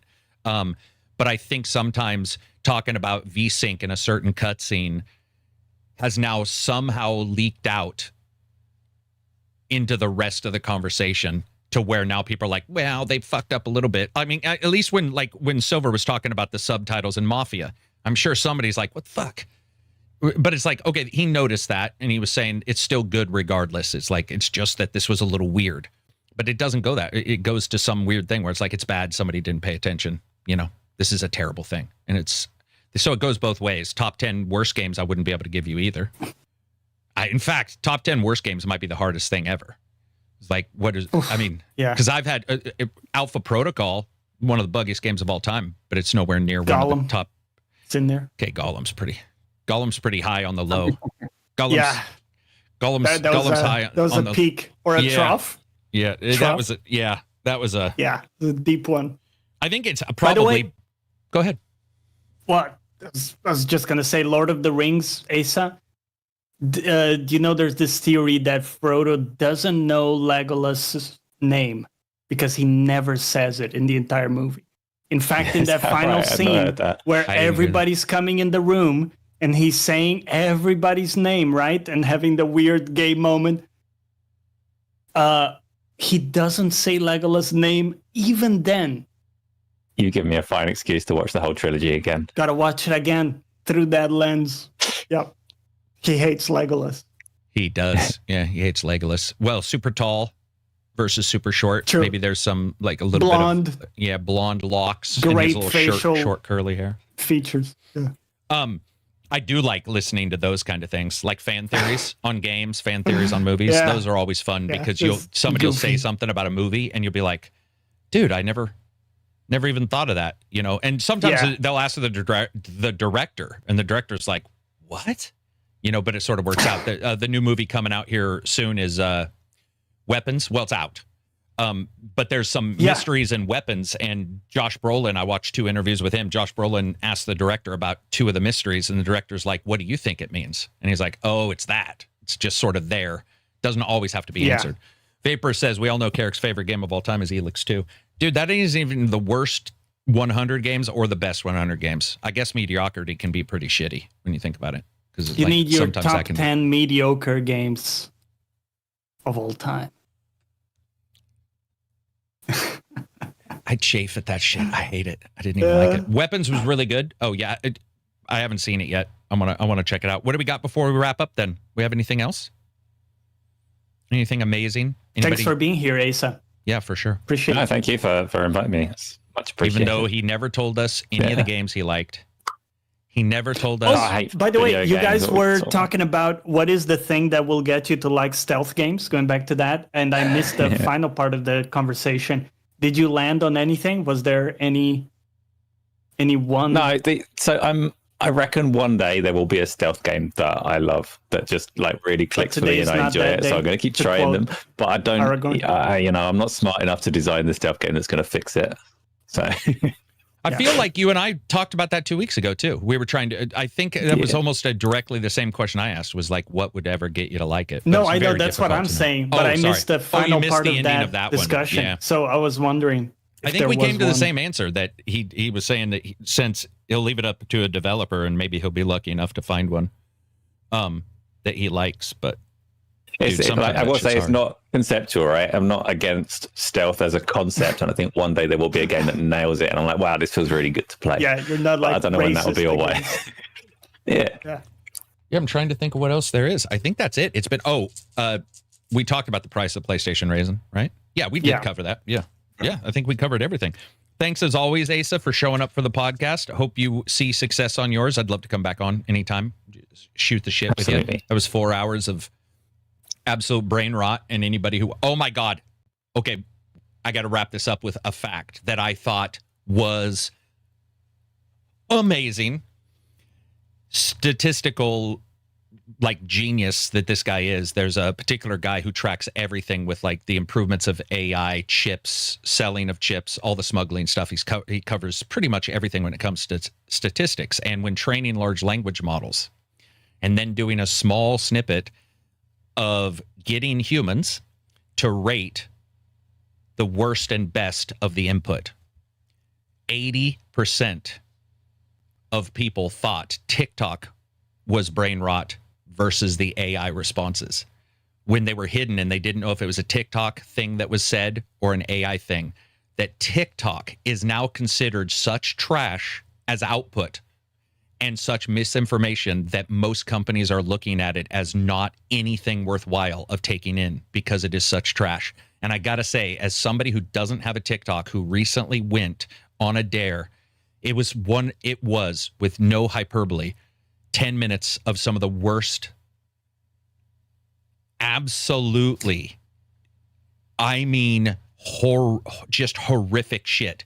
Women running around cutting their kids' hairs and thinking it's funny, just absolute trash. And the idea that even the people who are doing the shit that we all don't like, which is scraping your content and all that stuff, looked at TikTok and the output from AI was rated as not slop, and TikTok was, because slop's the new term that everybody sort of grabbed a hold of, which, let's be honest, humans have been creating AI slop for hundreds of years. But to actually find out that TikTok was rated lower, I felt a little, in a way, vindicated, because that 10 minutes, validated. I did not think it could be that bad. And I sometimes will tease YouTube Shorts as being dumb or frivolous or like not, now I've changed my tune. This is why studying, I wouldn't call this my opponent, but another thing within, should I do TikTok videos or whatever? And seeing the trash that's on there, it's like, holy shit, man. And I used to just hammer the fuck out of YouTube and be like, YouTube Shorts, I would see good ones. I'm not saying they're all bad. I would see good ones, but a lot of trash. And I was like, doesn't seem good. And then went over there. I was like, holy fuck, man. It is. And imagine that a lot of people have literally hours every single day spent there. I will say, when I got off the 10 minutes, I did feel worse. And that's just 10 minutes, man. I did feel mentally like questioning people more than I do normally. Sure. Like questioning like who's out there and who's doing stuff, and the belief, because you'll hear some stories, everywhere is terrible here or something like that. And I'll be like, no, it's not. Why would you even think that? And in the past, I was like, that's a dumb person for thinking that. Now, I'm like, well, if they've got a TikTok account, especially because TikTok originally started a little bit, I would say, less brain rotty, a little less, a little bit more informative, a place to upload, your short video and stuff like that. Dancing videos and whatnot. Yeah. I'm okay with a dancing video, I guess. But yeah. But it's crazy when like even the people who are looking for the trash are like, that's trash. That's actually pretty damning. So When you get a chance, check out my TikTok channel. It's There you go. Yeah, new accgamer.net. TikTok- I yeah, do new have TikTok one. channel. I've uploaded like 3 things, but one of these days I'll figure out. I'll hire somebody because I don't even want to touch it, but I'll hire somebody to upload there and pretend they're me. I'm going to train a bot pretending it's me. All it has to do is cuss a lot and be really angry and belligerent. Easiest bot ever. That's Simple. it for us. Johnny, what are you streaming tomorrow? Probably not streaming. I'm gonna take a family day, watch Mission Impossible, Oh, sweet. the new movie. But during the week, I've been streaming some League, listening to music, been playing some guitar on stream. So if you've been curious about, hey, does he actually play the guitars? Hop on stream. I'll play a little bit for you. Wait, have you got that Not before? like that. Sure. Yeah. It's like, are they just for show? Is he pretending to be a... Yep. He spent thousands of dollars. Whatever. Yeah. All right. I mean, you've shown yourself playing guitar before. Dude, there's always some jackass out there, right? Yeah, it's... No, but they didn't say it in a bad way. It was more like... How's that not a bad way? Dude, Is it's that not like, I've questioning watched your you for very- let's hours, but I've never ever seen you play the guitar. Let's I've see watched what you you've for been many doing. hours. I've never seen you jack off. What the fuck? Like, what? Dude, Also, yeah. there's True. 1,000 Yeah, things I haven't thought seen you about do. that. What the fuck, Yeah, man? I mean, you don't have pictures of dicks on your back wall, which would definitely beg the question True. of why. But now, come on, man. Come on. That's so stupid. I'll do that for you, the best gaming podcast. I can edit good. Your way you wrote that with no caps makes me feel like you may be lying very to low me. confidence. Completely. Very low. I love that. I don't know if that's a joke or not, but that is an amazing fucking response. Yeah. Anyway, that'll be it for us. Thank you everybody for watching. If you get a chance, check out everybody else who's on here. Check out their channels. I'll be uploading some stuff in the future, some reviews. Yes, I saw somebody say, "Do you still review?" Yes, I do. For sure. And you should have seen the video this morning, right? Yeah, the video this morning from me. That's it. Chunky September. I called it thick, girthy, deep, chunky September video. Gird Games yourselves. coming out. Gird yourselves. For September. Yeah. Get girded up. Anyway, that'll be it for us. Peace out, everybody. Enjoy the rest of your week. My wife heard that and she looked at me like, "What are you listening to?" I'll talk to you. Okay. Anyway, that's it for us. Peace out. Such a good word, too.